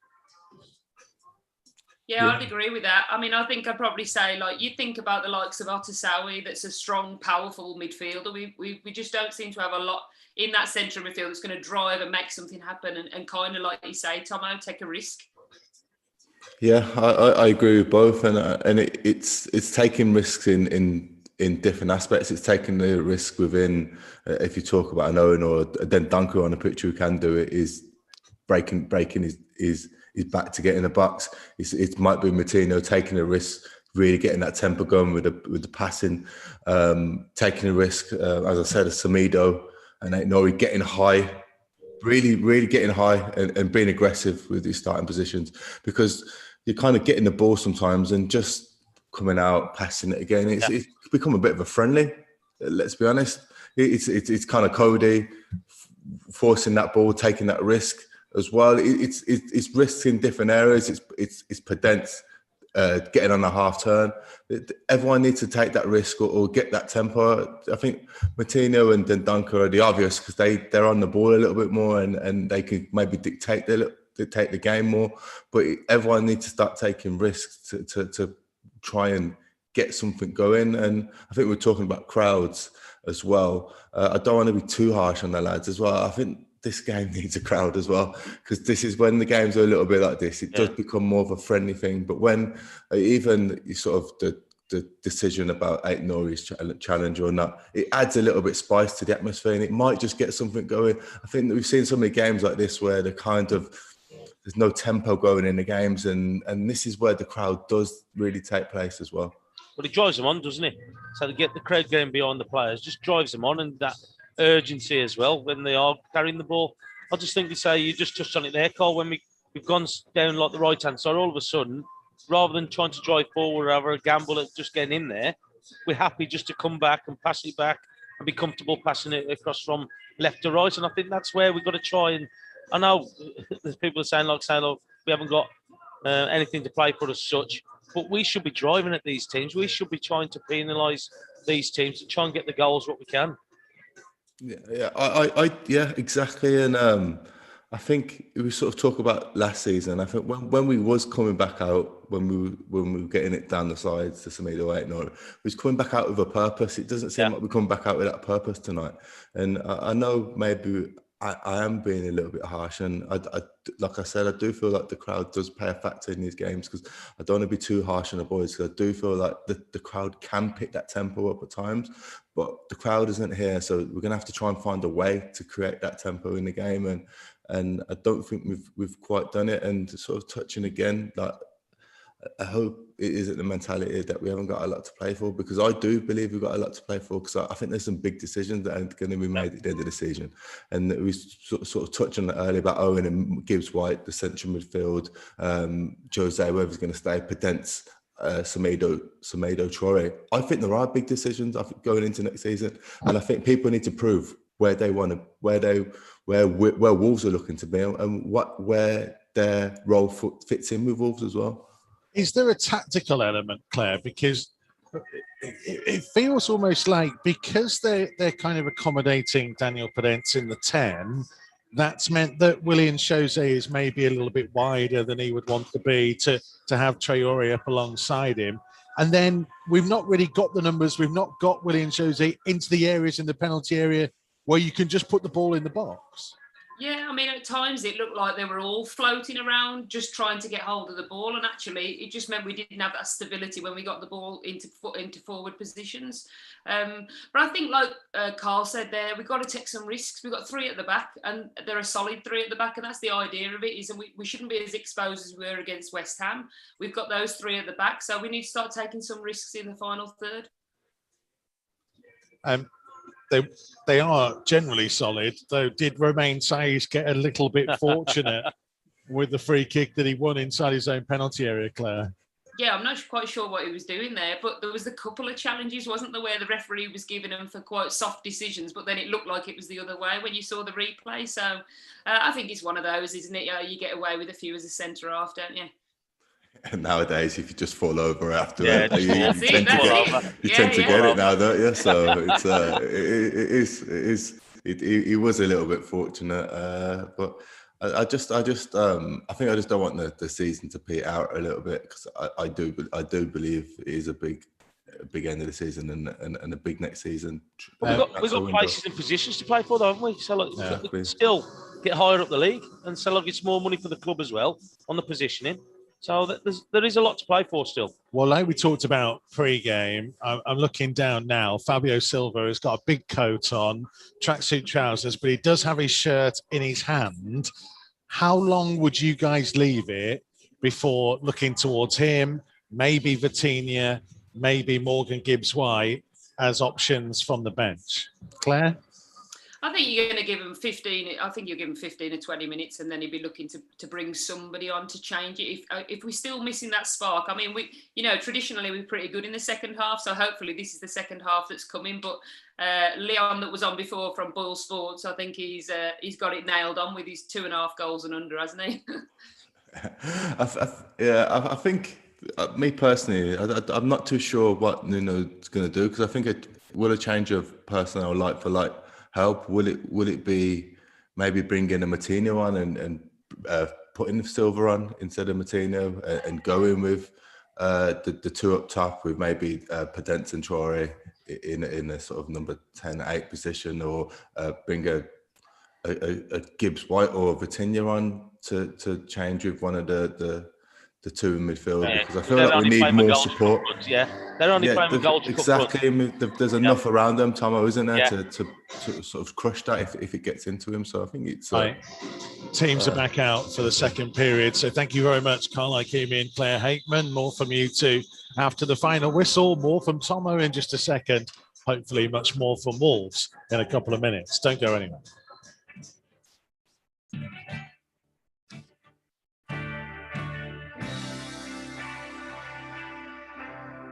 Matchday Live on Wolves TV. Listen for free online at wolves.co.uk or on the move anywhere in the world via the Wolves app.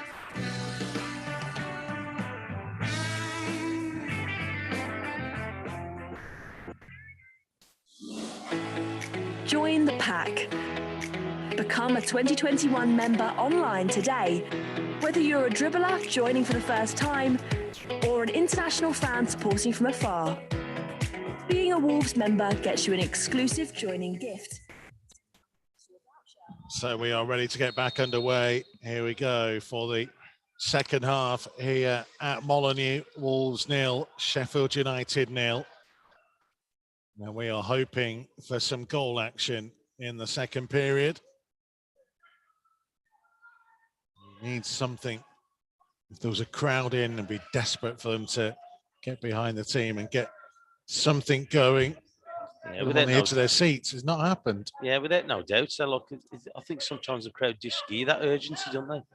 Like make decisions quickly. So look, and I just think that what we've seen in that first half is a little bit of hesitation, where I think just take it on your own, just have a go. No changes from either side at the break. I'll run you through the two teams in just a second. As Nelson Semedo lifted the ball high in the air towards himself. It came off Fleck and will be a Wolves throw. Should say we are getting so many supporters from around the world getting in touch. I know we've got some in Mexico, and Ollie Gallagher says if Jimenez was here, we'd have better passing up front. Rudy says, come on, Wolves.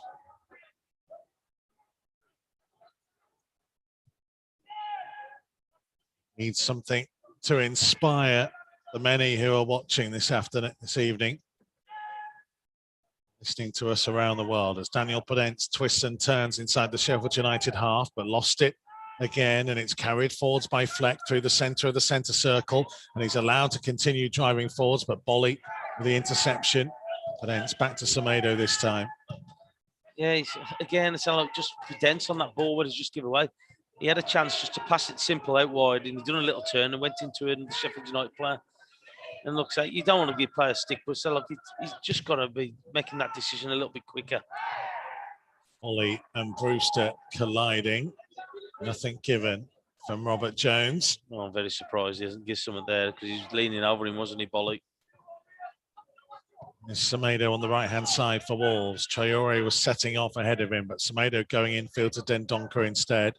That's a classic example, really, isn't it? It is. It's that refusal to play the ball forward. Sometimes, look, you saw there, Traore's made that run beyond the full-back and decided to go back and play it to our centre halves.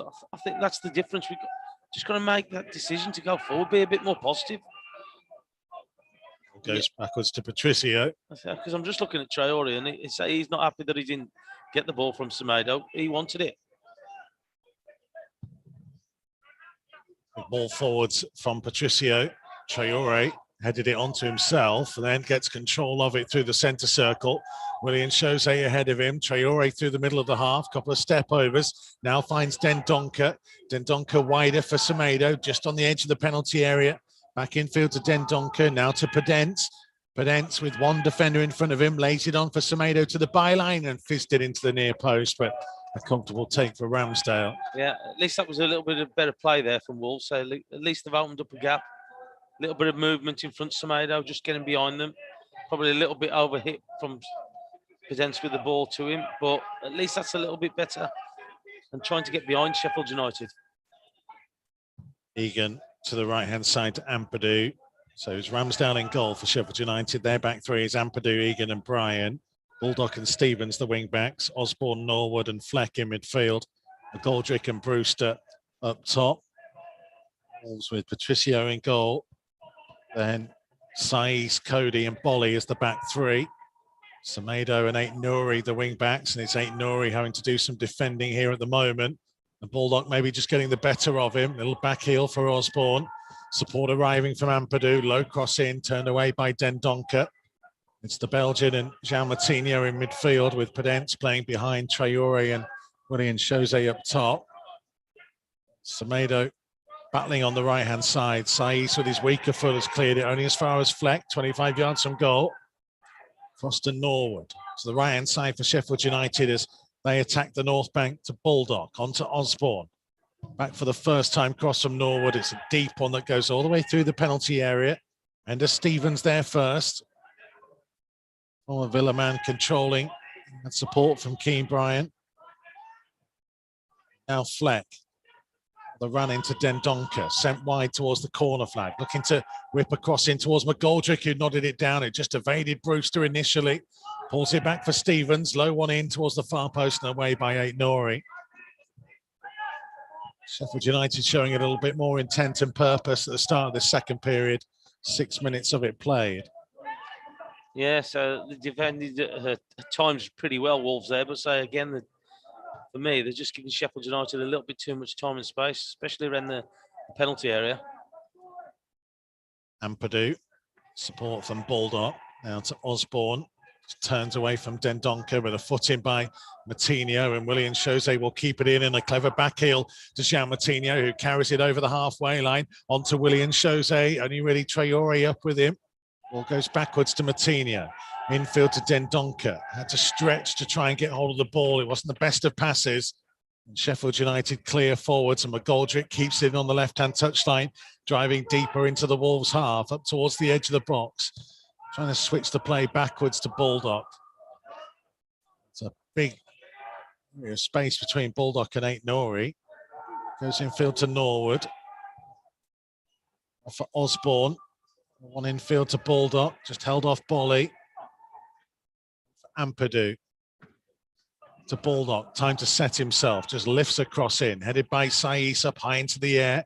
Brewster nodding it down, but it'll go through to Patricio. Yeah, so again, so they're having to defend quite a little bit in this second half. Wolves been pushed back by Sheffield United. Need to try and change the pattern of play a little bit, try and drive forward. The ball from Semedo goes all the way through to Ramsdale. Far too straight, that pass. Yeah. Well, if anything, he was not angled at him at all, was he? He was going towards the keeper. Just feels like an injection of something different, I would imagine. Fabio Silva still warming up alongside Gibbs White and Vitinha away to my left-hand side. McGoldrick, the support from Bryan. McGoldrick's made a run further ahead of him in the penalty area, but Bryan's cross is headed away by Cody. Martinho with time to turn and find the feet of Willian Jose, and Willian Jose trying to play it on here for Traore, and it was just a bit too straight, and Ramsdale came a long way out of the penalty area to get there first. Well, I think that Wolves need to be careful at the minute because it's like it's relentless at the minute from Sheffield United. They're pushing them back. I know they haven't really created that much, but they're starting to ask questions. The Wolves defending, they're putting the ball in the box, and only takes a little bit of luck or a little bit of movement to get on the end of it. Martinho finding Podence. Podence losing possession to Norwood. And here comes John Fleck. Rather runs into Dendoncker, and Dendoncker now looking up. Really a run ahead of him. Has to go to his left-hand side to Matinho. He'll find the feet of Willian Jose, who'd peeled to the left-hand side. Willian Jose on. Here's the pace of Ait Nouri. Left-hand side of the penalty area, back onto his right foot, and he puts actually a pretty decent cross, but it dissected both Dendoncker and Traore. Yeah, better play, wasn't it? Better play. Again, it's that runner from deep Ait Nouri this time. But that's what you need. You need runners to open up the space for them. Just unfortunately, just couldn't pick out Traore or Podence, I think it was, on that opportunity. But that's what you've got to do. You've got to try and have a gamble. Wolves nil, Sheffield United nil, with 54.5 minutes played.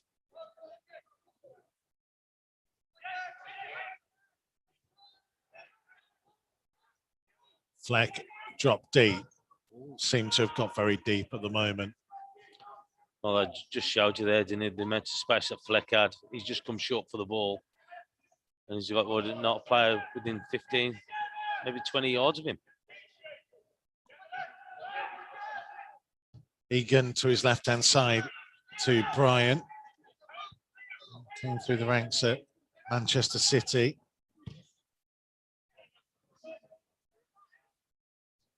He's 24 years old.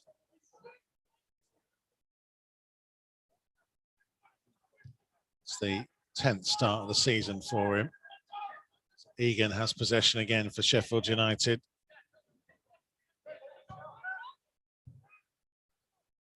Now Willian Jose trying to find Traore. Good ball. Traore had his shirt pulled back by John Fleck. Is that not a booking? He ain't just got one hand on his top of his shirt. He's pulled him back with both.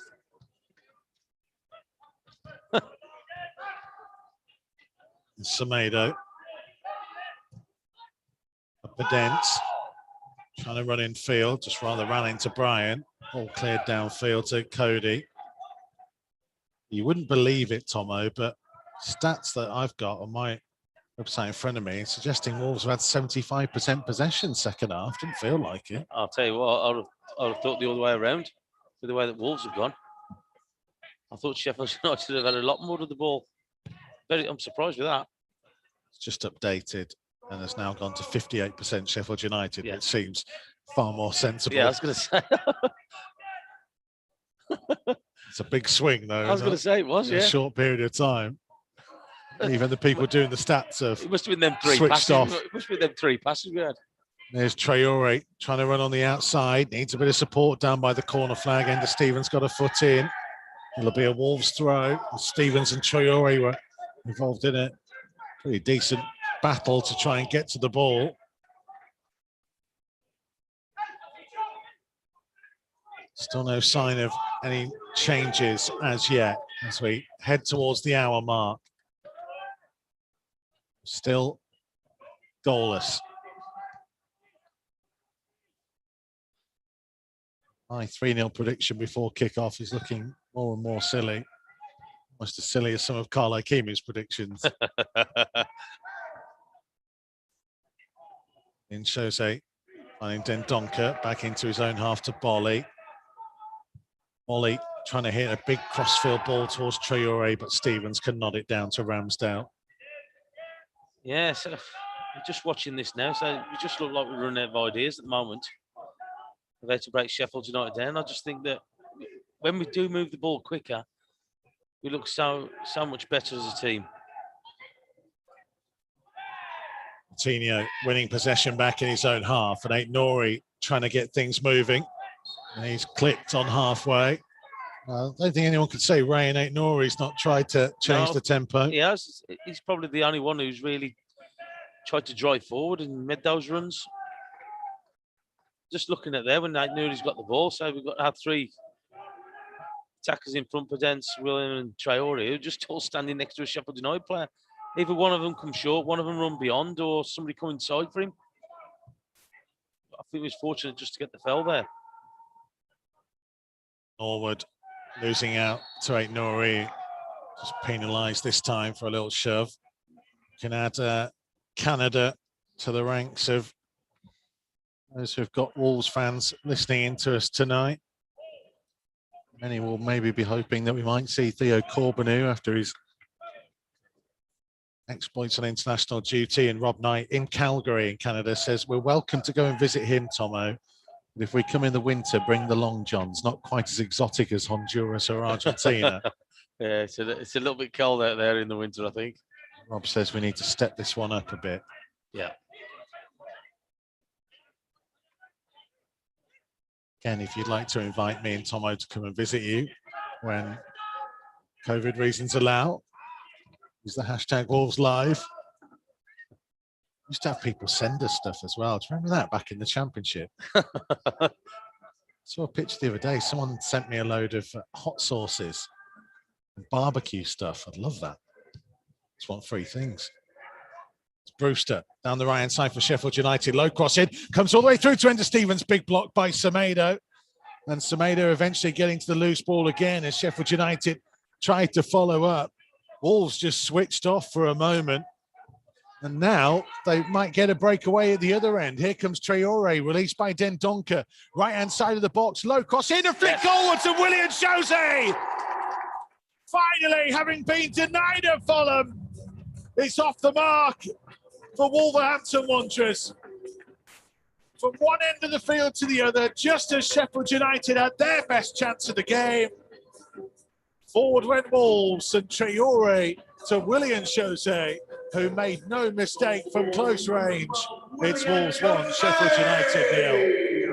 Well, what a big 20 seconds that was, with Sheffield United having a couple of opportunities at the other end. A block from Semedo, and so Semedo being able to win that ball, then all of a sudden, Pedence driving forward, finds Dendoncker, who again is getting up there. Great little ball from him down to Traore on this right-hand side. Driving at Stevens, and a great ball in there. Well done, William. Good finish. But that just shows you, if you're positive and get on the break and push people back, all of a sudden you're opening up those opportunities. We just saw it there from 3 players, Pedence, Dendoncker, and then to finalise it, Traore just putting the ball in. And that's what you've got to do. If you're going to cause problems to teams, you've got to do play at pace. And you just saw it there. The opportunity comes. The good finish from William. Good run. Good pick out from Traore. Proper striker's goal on his 13th Wolves appearance. Well, that was like, even though I know it was, he scored it with his feet, very similar run to the header at Fulham last week, where he's come on the blind side of the defender. His wait is now officially over. No, but it'll be relieved after last week. And Wolves' wait for a goal is over. Is it going to open out this game a little bit more? Because at the moment, as things stand, Sheffield United will be officially relegated tonight. Norwood's cross going deep towards McGoldrick. Just too deep, all the way through the Wolves penalty area. McGoldrick has kept it in, though, down by the left-hand corner flag, and cross took a little deflection. Cody will put his foot through it to clear.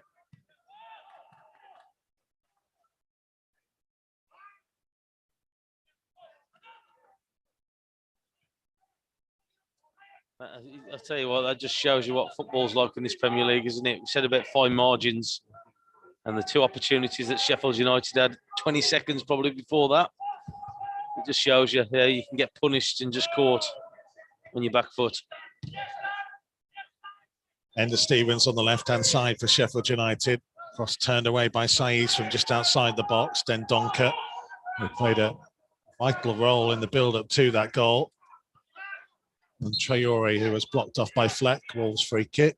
But the 3 bits of play there, Semedo driving forward, you've got Pedence driving forward, then you've got Dendoncker supporting, then all of a sudden Traore, and that's what we've been missing.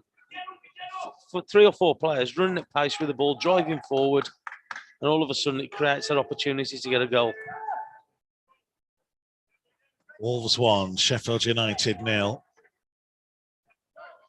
With 62.5 minutes played. It's Nelson Semedo, just short of halfway. Down the line for the run of Traore, who's got Brian isolated for a moment. Traore looking to go past him on the outside, stands his cross up to the far post, and it's chested down by Baldock to Ramsdale. That's where Pedence has got to be breaking his neck to get in there. That's a great ball from him, from Traore. Pedence is just jogging in there. He's got to be sprinting in there. Flex long ball. McGoldrick chasing, but Saïs seeing it behind for a goal kick. Sheffield United still dominating possession in this second half, 56-44 in percentage terms. Wolves with just the one effort in the half. And it was Willian Jose putting it in the back of the net. Cody flicking the ball to his left-hand side to Bolly. Sort of midway inside the Wolves half, on the Wolves left.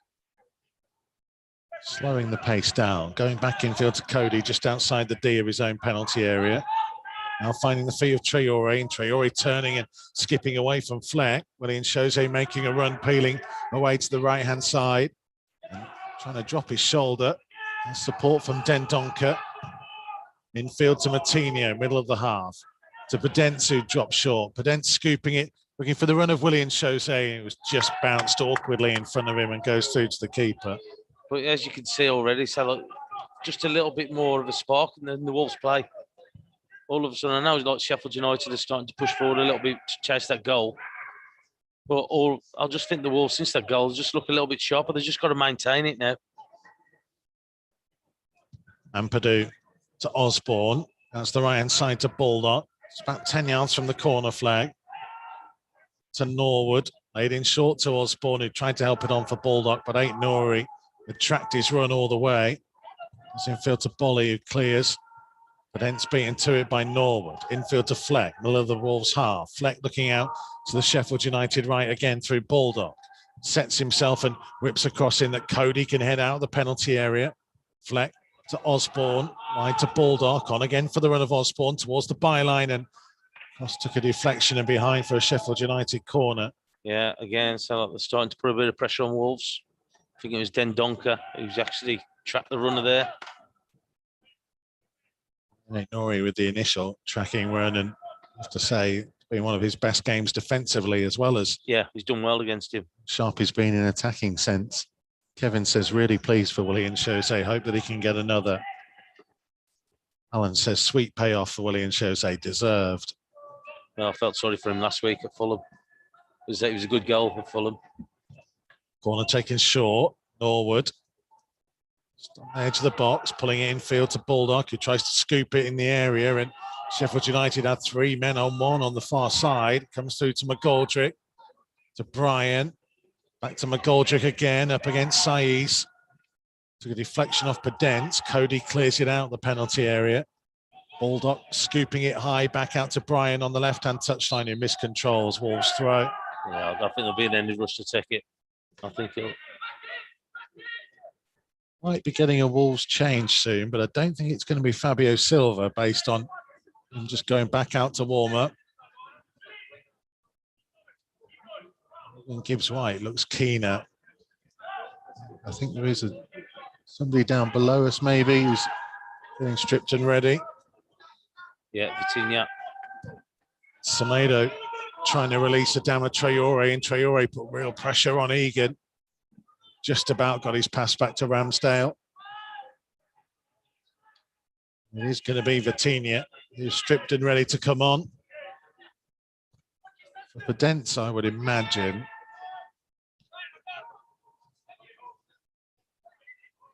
It's Fleck. Bryan over the halfway line down the Sheffield United left. 67 minutes played. Across comes Saïs in possession. Then Donker to Semedo. Clears up towards halfway. Traore couldn't control. Norwood back over the halfway line to Ampadu. It's the right-hand side to Baldock.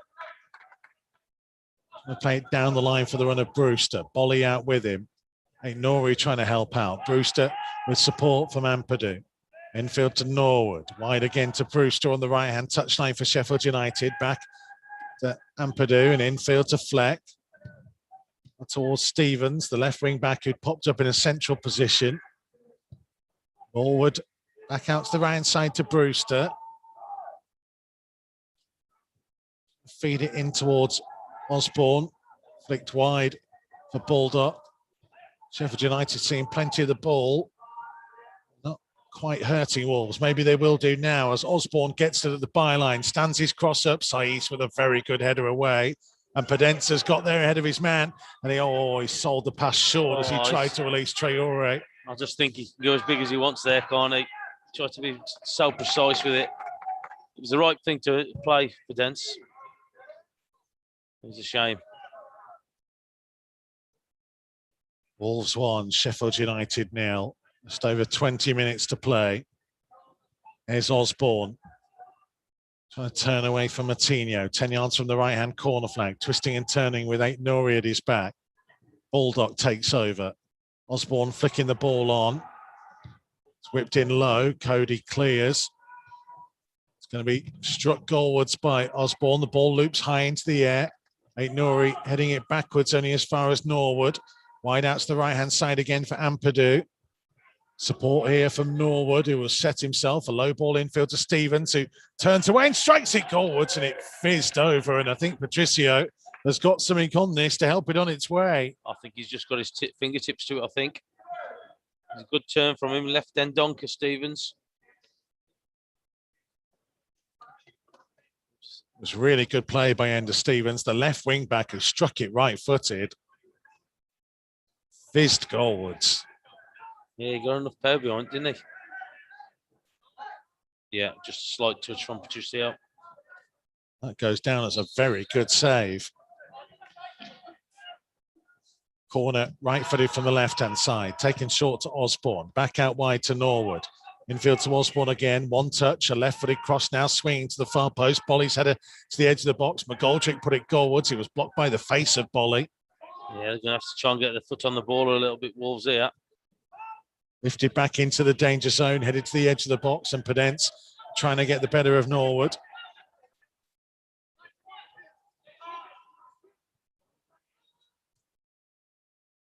It's Brewster for Sheffield United. Oh, just wrestled down to the ground by Daniel Pedence. Again, it's giving away possession in the wrong area for me, Pedence. Get a yellow card as well. I don't think it was about 5-10 yards just outside his own penalty area, just doing little flicks. It's not the area to be doing it. Dangerous position here now. And Norwood will take, it's what, a yard from the byline, just over 10 yards from the corner flag. Wolves defending the Stancullis North Bank end of Molineux. Way to our left-hand side, Daniel Pedence forming a one-man wall, trying to block a route to the near post. Semedo stood just by it as well. There's a lot of bodies inside that 6-yard box. Comes Norwood's delivery, smashed it through the far post, and Brewster got something on it. He won't stop it going out of play for a Wolves throw. I could see what Norwood was trying to do. He's trying to whip it in with a lot of pace on it. Just a bit too high though, wasn't it? And here's Daniel Pedence, who's replaced by Vitinha.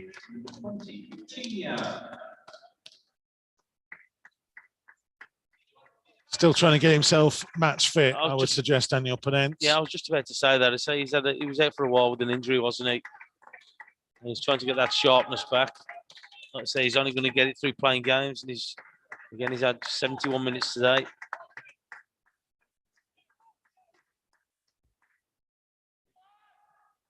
So Vitinha is on. See what he can do, get involved.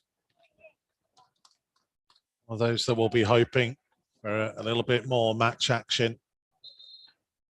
The final part of the season.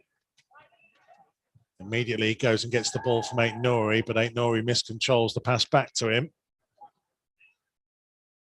Sheffield United have got to give everything they have now for the final 18 minutes, because if it stays like this, their relegation will be confirmed. To be fair to them, they've thrown a lot of Wolves, haven't they? So Wolves have stayed strong with everything, but they've definitely not gone under. So they've definitely been protecting the game to Wolves. Norwood Going to hit a long diagonal wide towards McGoldrick. In Semedo challenging. Semedo coming off the better and a good ball infield to Vitinha. Vitinha on again to Semedo.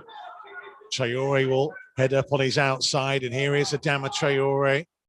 Sheffield United getting bodies back as Traore's cross took a bit of a deflection and hooked away by Ampadu.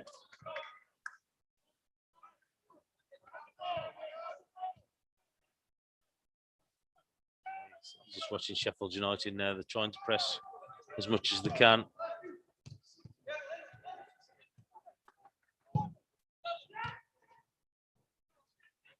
Then Donker will carry it in field and find Willy Bolly. Onto Matinho, Sheffield United thinking about a change as Vitinha exchanges passes with Willian Jose. Vitinho. A little flick from Willian Jose, but couldn't get the ball back, and Fleck inside the centre circle, finding support from Egan. And I think we might see Fabio Silva soon as well. Yeah, I think he's been called back, hasn't he? I'm running back to get changed, I think.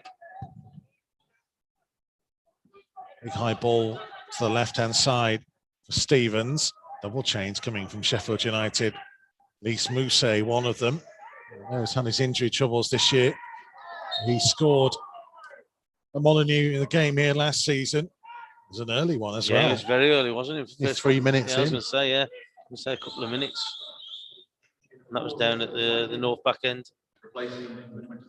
It's Ben Osborne going off to allow Lys Mousset to come on.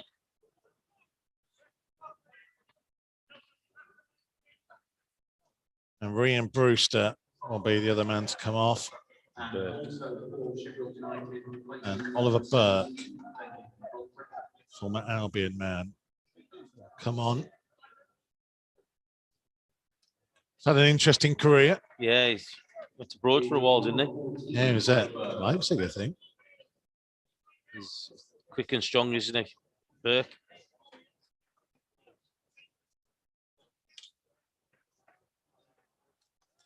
Got more size than you would imagine.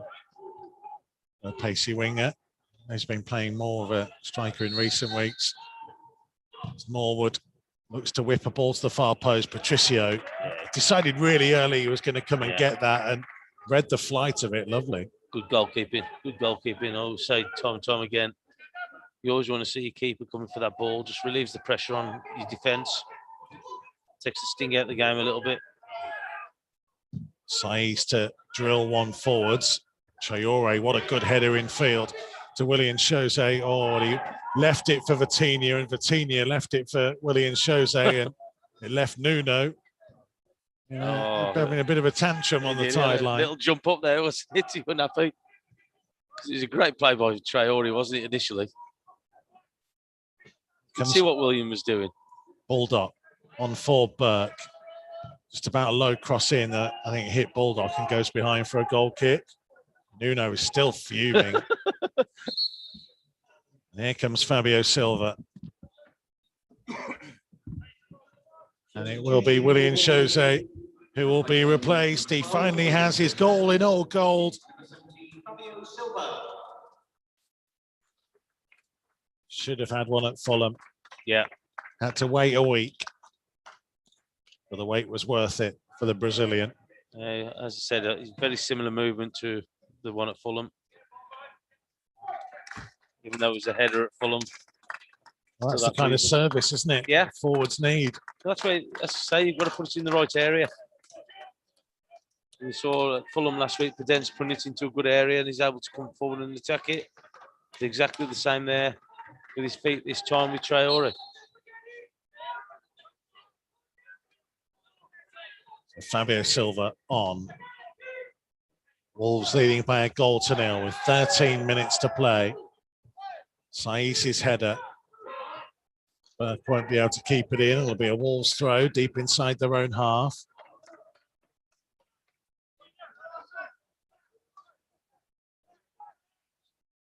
One 0 is still a tricky scoreline. Well, it the way is. Sheffield United are going to play. Yeah, well, they're throwing everything at it now, aren't they? We've got about 6 up front now at the minute. Surely going to leave gaps at the other end. Saiz gets well the better played. of Burke, lifted it over his head and cleared. Sheffield United have the ball and play on, and then Oh, you can't blow up after you've made a decision not to give it. Well, he initially waved play on there, Robert Yeah. Jones. McGoldrick then lost it to Traore, and he decided to give the free kick in the end. But he's done that a couple of times in the game.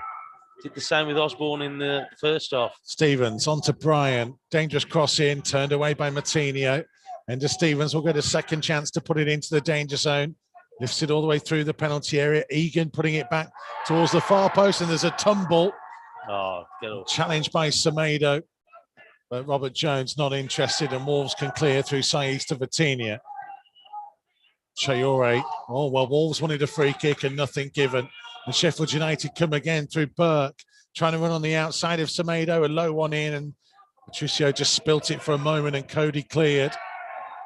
And then Traore again wants a free kick, and this time he does get it. Well, that was a free kick, and I'm just saying the referee's lost it a little bit with some of the decisions what he's made. Or lack of them, I should say. Because of Sheffield United are shouting loud, again, what they did in that first half, to get a throw in. Doesn't mean that it's the right decision. At the end of the day, he's there to do a job. He needs to do it. Semedo nudging Ender Stevens. Yeah. Not enough for a penalty. No.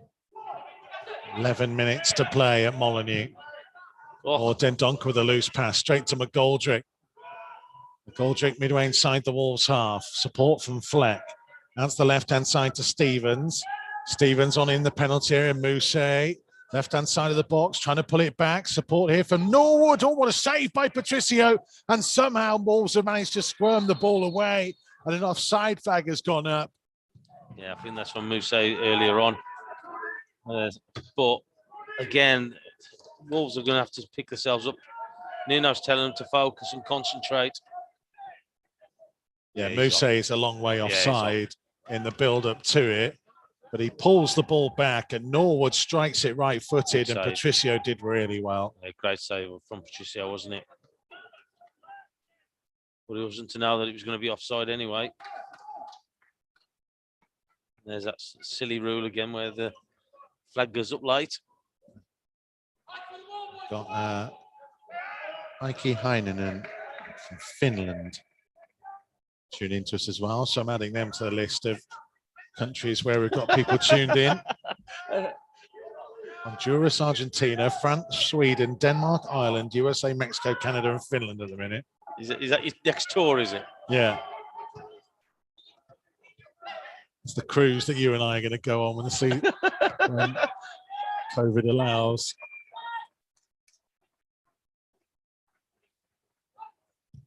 We have less than 10 minutes to play. It's the right-hand side for Sheffield United, who've had much more of the ball second period. Bolly intercepting, and now Fabio Silva to try and set off. Towards Traore on his right-hand side. Traore with two pink shirts around him, one of which was Bryan, but Traore was felled by Stevens. He just kicked him. And he'll find his way into the referee's notebook.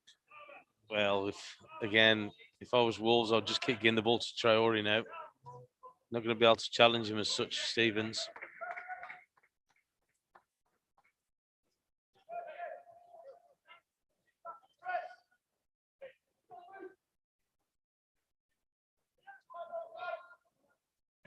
Well, sending the boys up from the back.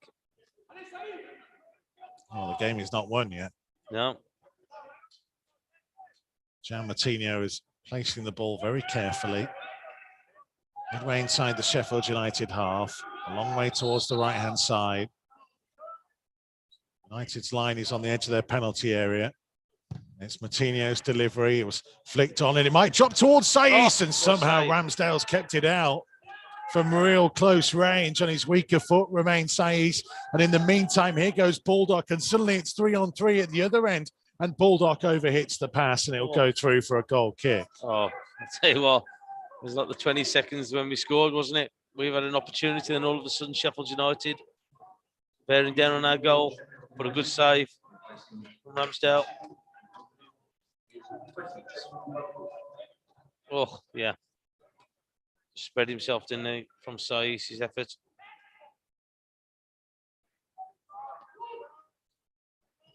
Chances potentially at either end as Jayden Bogle comes on for Ethan Ampadu, former Derby man. Well, it's their last throw of the dice, really, isn't it?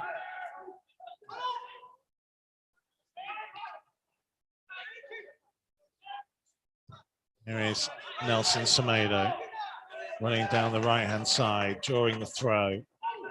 So they've got Mousse and Burke up top, McGoldrick in behind them.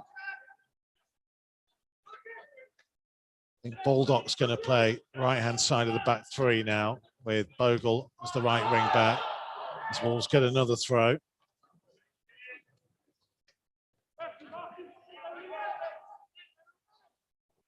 Semedo. Traore short, Fabio Silva down the line, Martinho coming towards him as well. And a sea of pink shirts around them as the throw goes down the line towards Fabio Silva. Tries to wrestle his way out from a tight area, but it's behind for a goal kick. Sheffield United have 6 minutes left to save themselves from relegation this evening. It will still be a very tough task, an almost impossible one. May well be just delaying the inevitable. But the longer they can keep as a Premier League side, I imagine, be their desired outcome. Don't want to lose another game. Wolves closing in, they would hope, on back-to-back victories. Here's Traore. And to Cody midway inside his half. Sit to Aït-Nouri on the left. Just taking the sting out of it a little bit. Wanting Connor Cody there. Just telling him to calm down.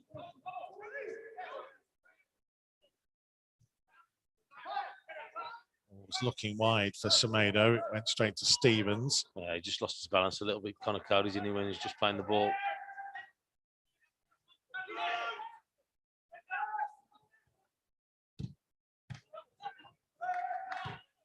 All they've got to do is just take care of the ball when they get possession, Wolves.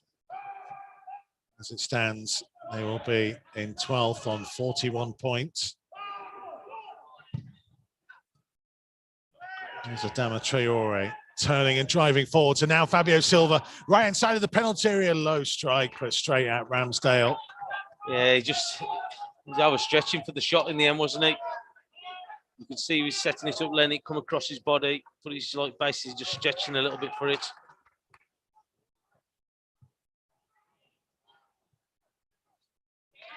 Martinho for Dendoncker. Semedo to Martinho to Dendoncker and further back to Saïs. Good chance for Fabio Silva. Yeah, it was. So Nuno was very frustrated again. This ball hung high towards Traore. Couldn't find a teammate. The ball just evaded Vitinha. It's become an open game though, hasn't it? So both teams are having a go for it. There's Mousse. Just held up by Dendoncker. Back to Fleck. Still inside the Wolves' half and flicking it forwards to Mousse, but a good foot in by Bolly. And now Traore, who was blocked off by Norwood, but the ball comes to Fabio Silva and they have a 3-on-2 counter-attack, and Fabio Silva showed too much of it to John Egan. Ramsdale will chase out towards his own corner flag to get to the loose ball.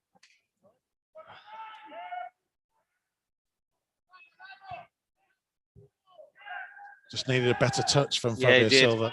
But all he had to do is have a touch and just put it into the space. In Traore, just running up alongside him. All he had to do is just, as the defenders come towards him on his second touch, just play it into his path. McGoldrick, infield to Fleck. To McGoldrick, just on halfway, midway between the left-hand touchline and centre circle. Back to Egan at the base of the centre circle. That's the left-hand side to Fleck again. It's towards Burke. Saïs getting a foot to the ball, and it will be a Sheffield United throw. We have 3 minutes left to play.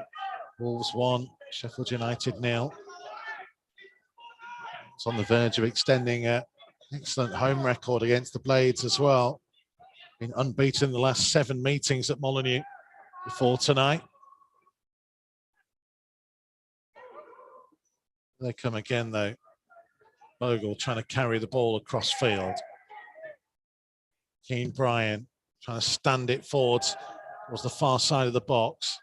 Baldock was all the way forwards from right side centre back. Takes a tumble in front of the assistant referee and dived on the ball. I was going to say, he's got to ground twice, isn't he? Bulldog. Given Wolves way. He's not happy, man.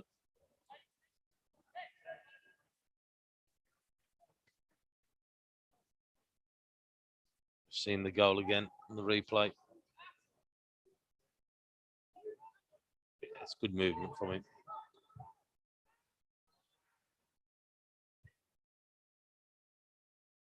Norrie's headed down. McGoldrick trying to get there. After Burke. Coutinho just got there ahead of Stevens, and Semedo, what a good ball to try and release Traore, and Traore can try and race him into the penalty area. It's a dab at Traore who smashes it goalwards, but he couldn't get it on target. He was going towards the near post just as he scored at Fulham last week. Couldn't quite find the same angle this time. No. Yeah, it's a great ball in there from Semedo, though. Just where he wants it. His touch just takes him away from goal a little bit wider than he wants to be. Goldrick has kept it in on the left-hand touchline. Sheffield United pushing forwards and then miscontrols. And it'll be a Wolves throw. Last 60 seconds of the 90. It's heading for successive 1-0 wins.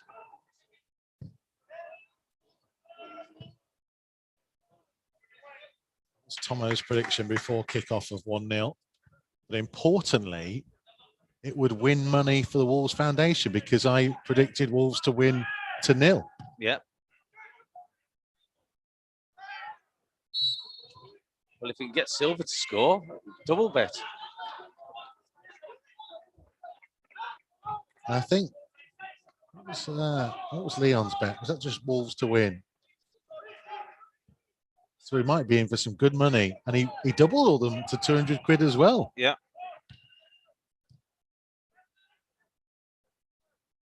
4 minutes being added on. 4 minutes added time. 4 minutes. About time we won some money for the Wolves Foundation. I help out the Feed Our Pack campaign with our betting partner Spoil Sports. Here comes Burke, though, trying to change that opportunity. Great challenge by Romain Saiz. Oh, he did brilliant against him, didn't he? Oh, good play. Finds Jean Martinho, who lifts it forwards to Traore. Traore being held up. And he wins a free kick on halfway. Yeah, so look, they've got hold of him, didn't they? I think Leon's bet was Wolves to win and under 2.5 goals. Yeah.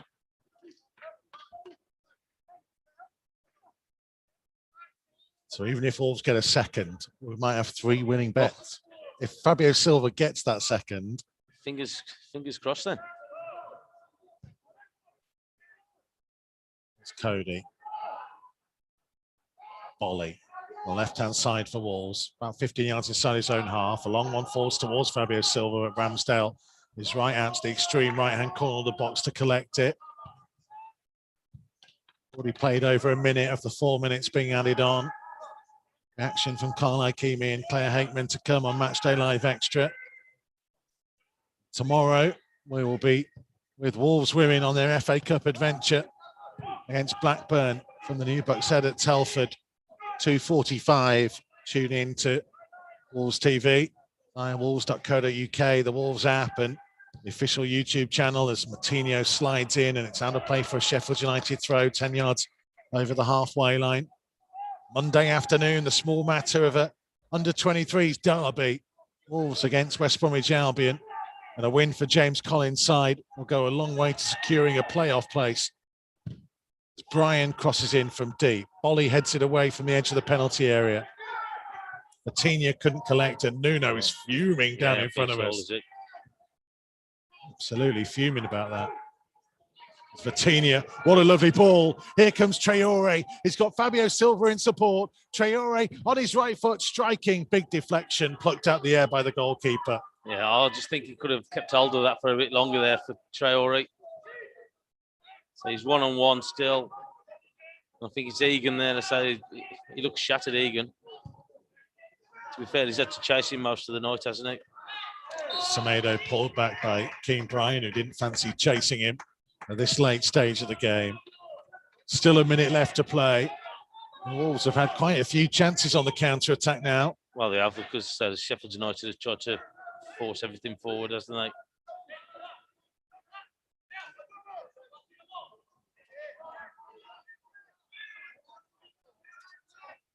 We have 45 seconds to play. Saiz lifting it forwards. Flick on by Traore. Fabio Silva. He's got the ball, and the flag has stayed down for the meantime. And he's twisting and turning in the penalty area, and he lays it back to Vitinha. And now the offside flag goes up. Yeah. What a waste of time. Yeah, it is. Fabio Silva looked at the assistant referee as if to say, I know I'm offside. Why didn't they just put the flag up? Well, we had the Mousse one earlier. Did exactly the same. So look, and Shishaw's ended up doing the same. But if he's that clear offside, just put your flag up. Silly. Yeah. Really silly. Well, it's time, isn't it? Last couple of seconds. Flick on by Stevens. Ball's gone out of play. It's a Wolves throw. Their right-hand side. We're in added time.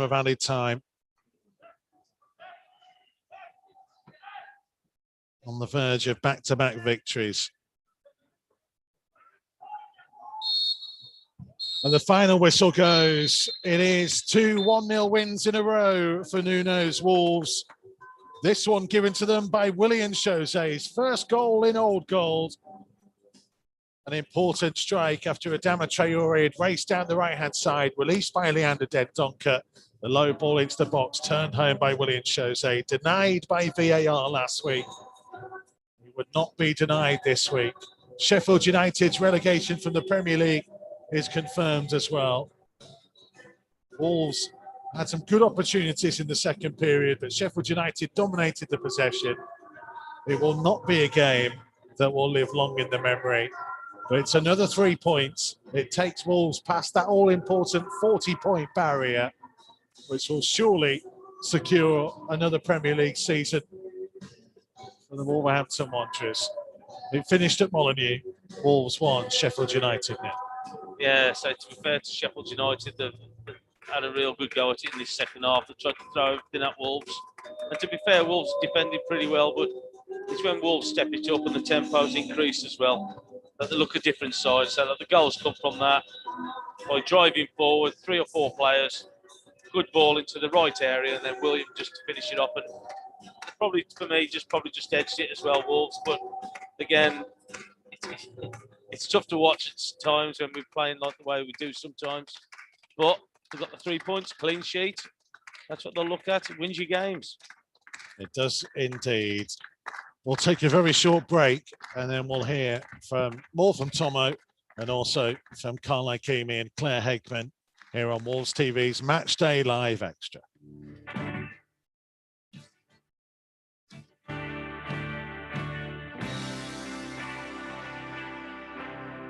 Matchday Live on Wolves TV. Listen for free online at wolves.co.uk or on the move anywhere in the world via the Wolves app.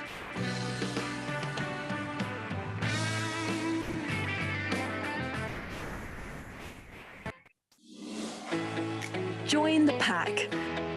Become a 2021 member online today. Whether you're a dribbler joining for the first time or an international fan supporting from afar. Being a Wolves member gets you an exclusive joining gift, £10 Megastore voucher, and exclusive offers from Wolves and our partners. For more information and to join, visit membership.wolves.co.uk.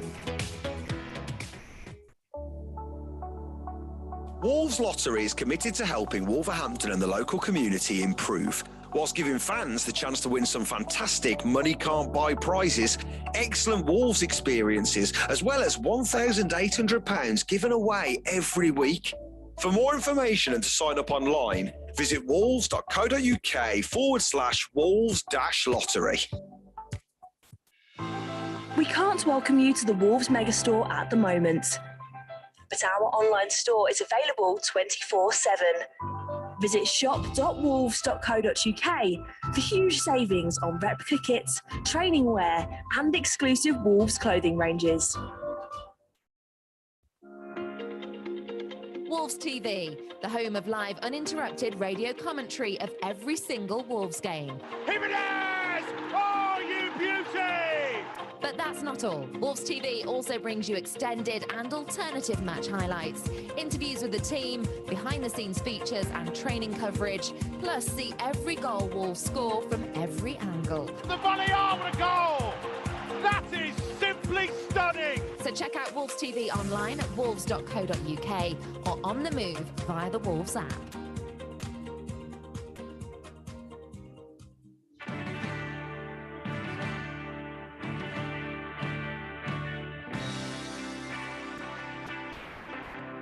Matchday live on Wolves TV. Listen for free online at wolves.co.uk or on the move anywhere in the world via the Wolves app.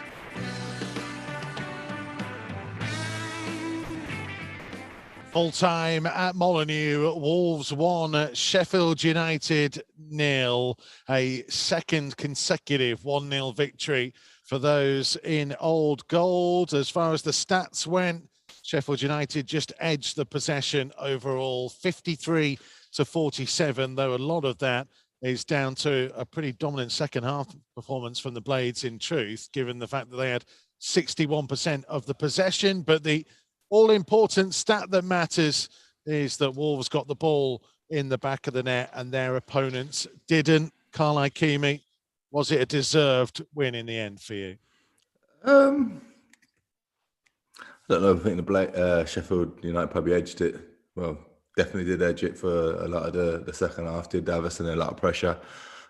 First half, I think Wolves were a better team without being a good team in a sense, as we all were a little bit disappointed. But they were the better team in the first half, more dominant team in the sense of possession and sort of dominance of areas in such. But possibly edged it. Maybe had a few better chances.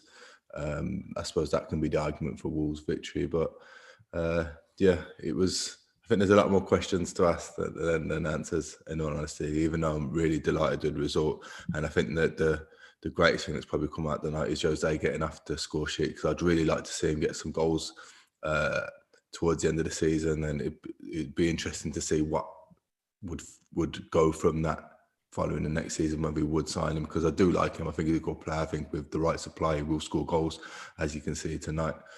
So I think that's the major positive to come from the night. I don't think the performance was the best, but sometimes we have performed better and not got the result. Claire Hateman, Carl Ikeme has lots of questions rather than answers. What about you? Yeah, I felt very similar, to be honest. I thought it was a scrappy game, wasn't it? It definitely wasn't the prettiest game to watch, but I mean, that said, Sheffield United did stop us playing, didn't they, in parts? But I think I heard the Sheffield United manager say in his pre-match, he said totally about results is what builds belief, not performances. And I think that's like back-to-back clean sheets. So obviously the back four, back five will be really happy with that, the goalkeeper as well. So I think there's positives to take, isn't there, in terms of that? But yeah, it was scrappy. We didn't link play particularly well. There wasn't masses of chances, but we got 3 points and a clean sheet, so I think we take that.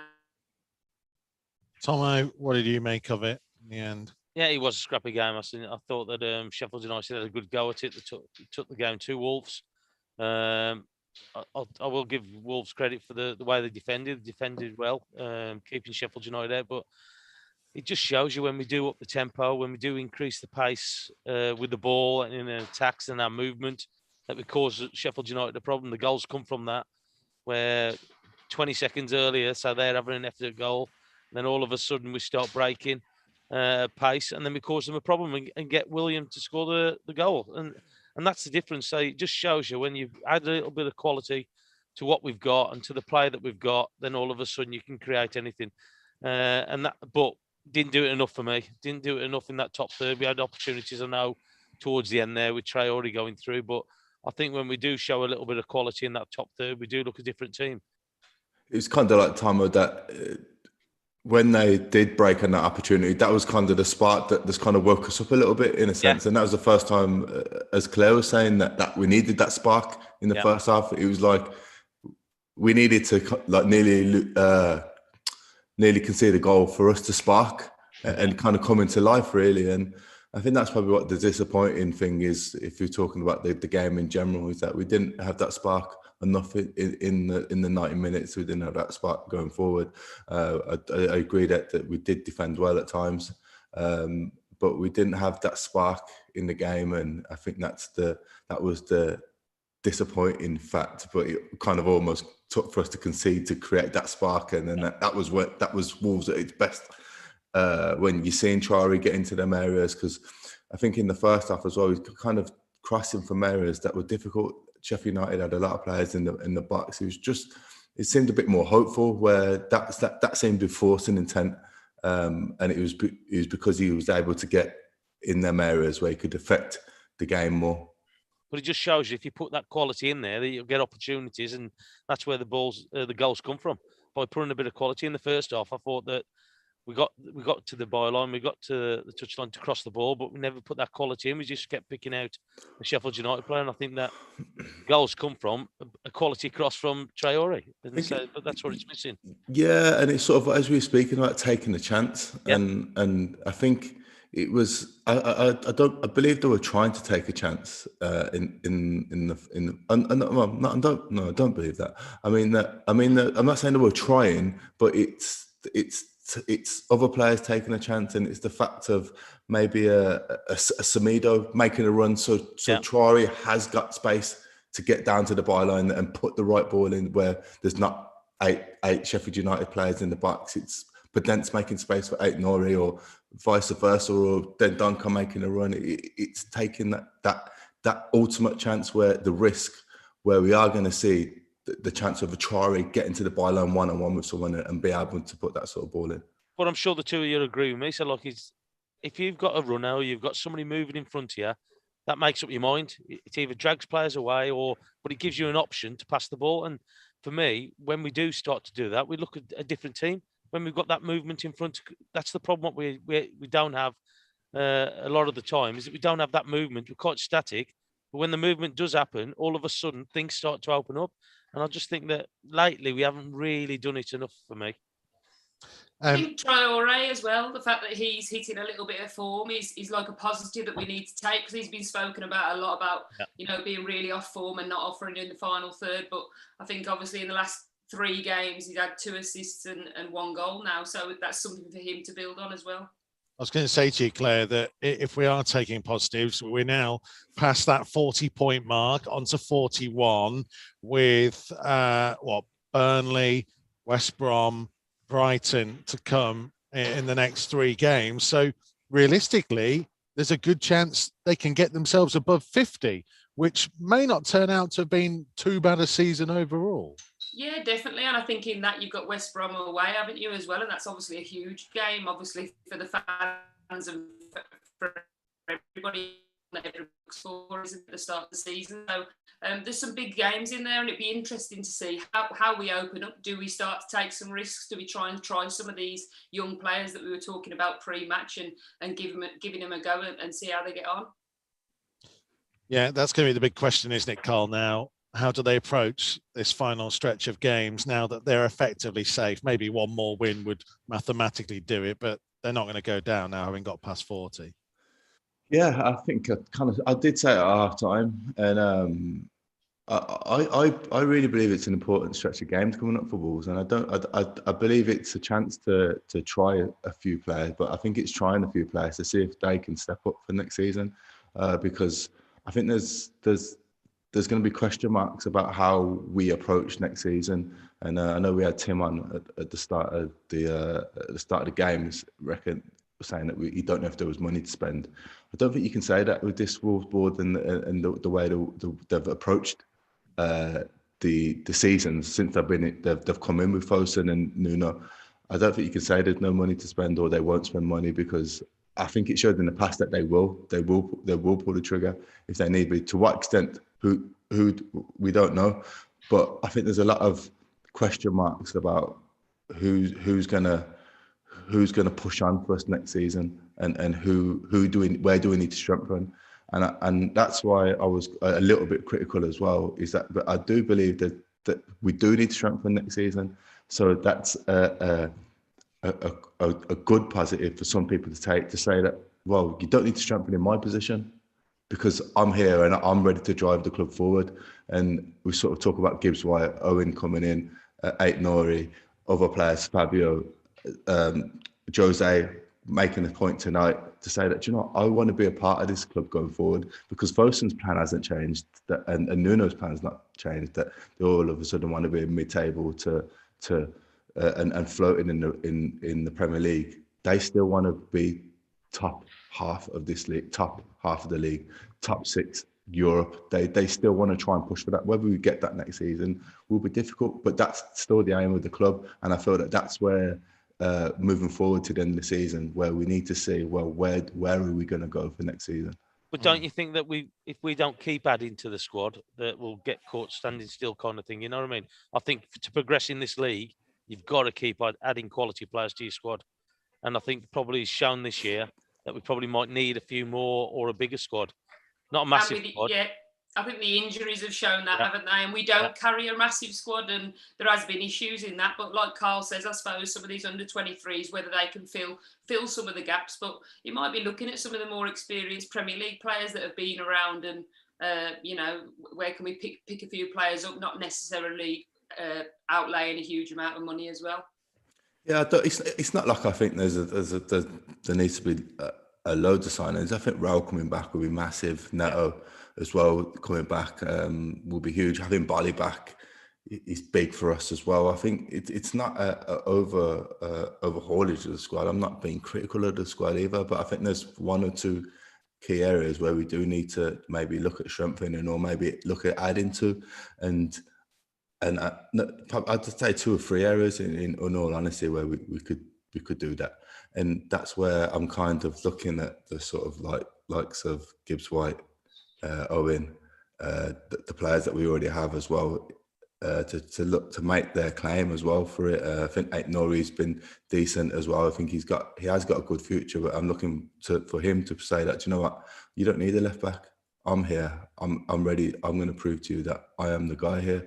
And I think there's a couple of question marks that all around in a couple of areas in the team, and I feel that that's where I'm looking at someone to really shine and say, well, I'm here to kick on next season, and I'll be ready to be a starter, because I think it's maybe the first time in 3 seasons where we're not too sure what our best 11 is.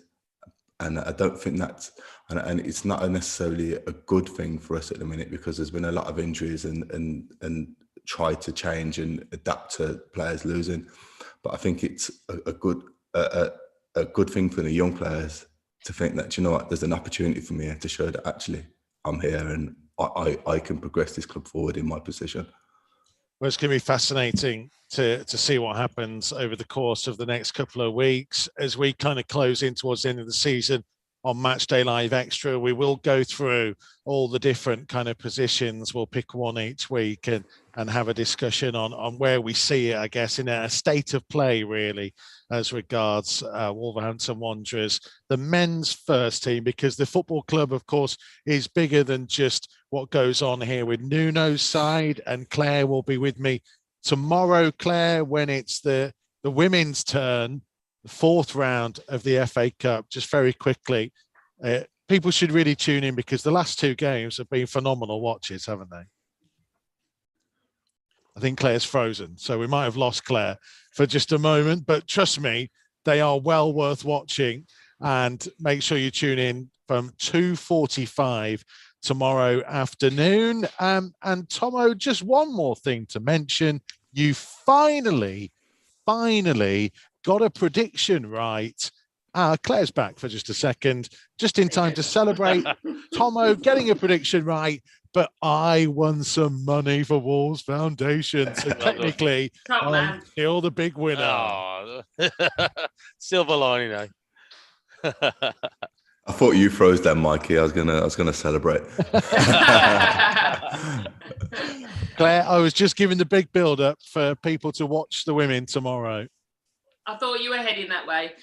Yeah, fantastic story for the girls, but massive game tomorrow down at Telford. But if people can tune in and give the game a watch, that'd be absolutely awesome, because it's a huge game for the girls and a fantastic opportunity. It's been a wonderful story for them. And then the weekend will continue on Monday lunchtime, when it's a small matter of an under-23s derby, Wolves against West Bromwich Albion. And if James Collins' side can repeat the result that they got over the Baggies in December, get a big 3 points, it'll go a long way to confirming their place in the PL2 Division 2 playoff picture. Claire Hakeman, thank you very much indeed. I will see you tomorrow. Carl Akimi, thank you very much indeed. And Andy Thompson, I won't see you tomorrow. And I think we're both pretty happy with that. Thank you very much indeed, everybody, for watching wherever you have been around the world. It's been really great to get your company here on Wolves TV Matchday Live Extra tonight. We'll see you soon.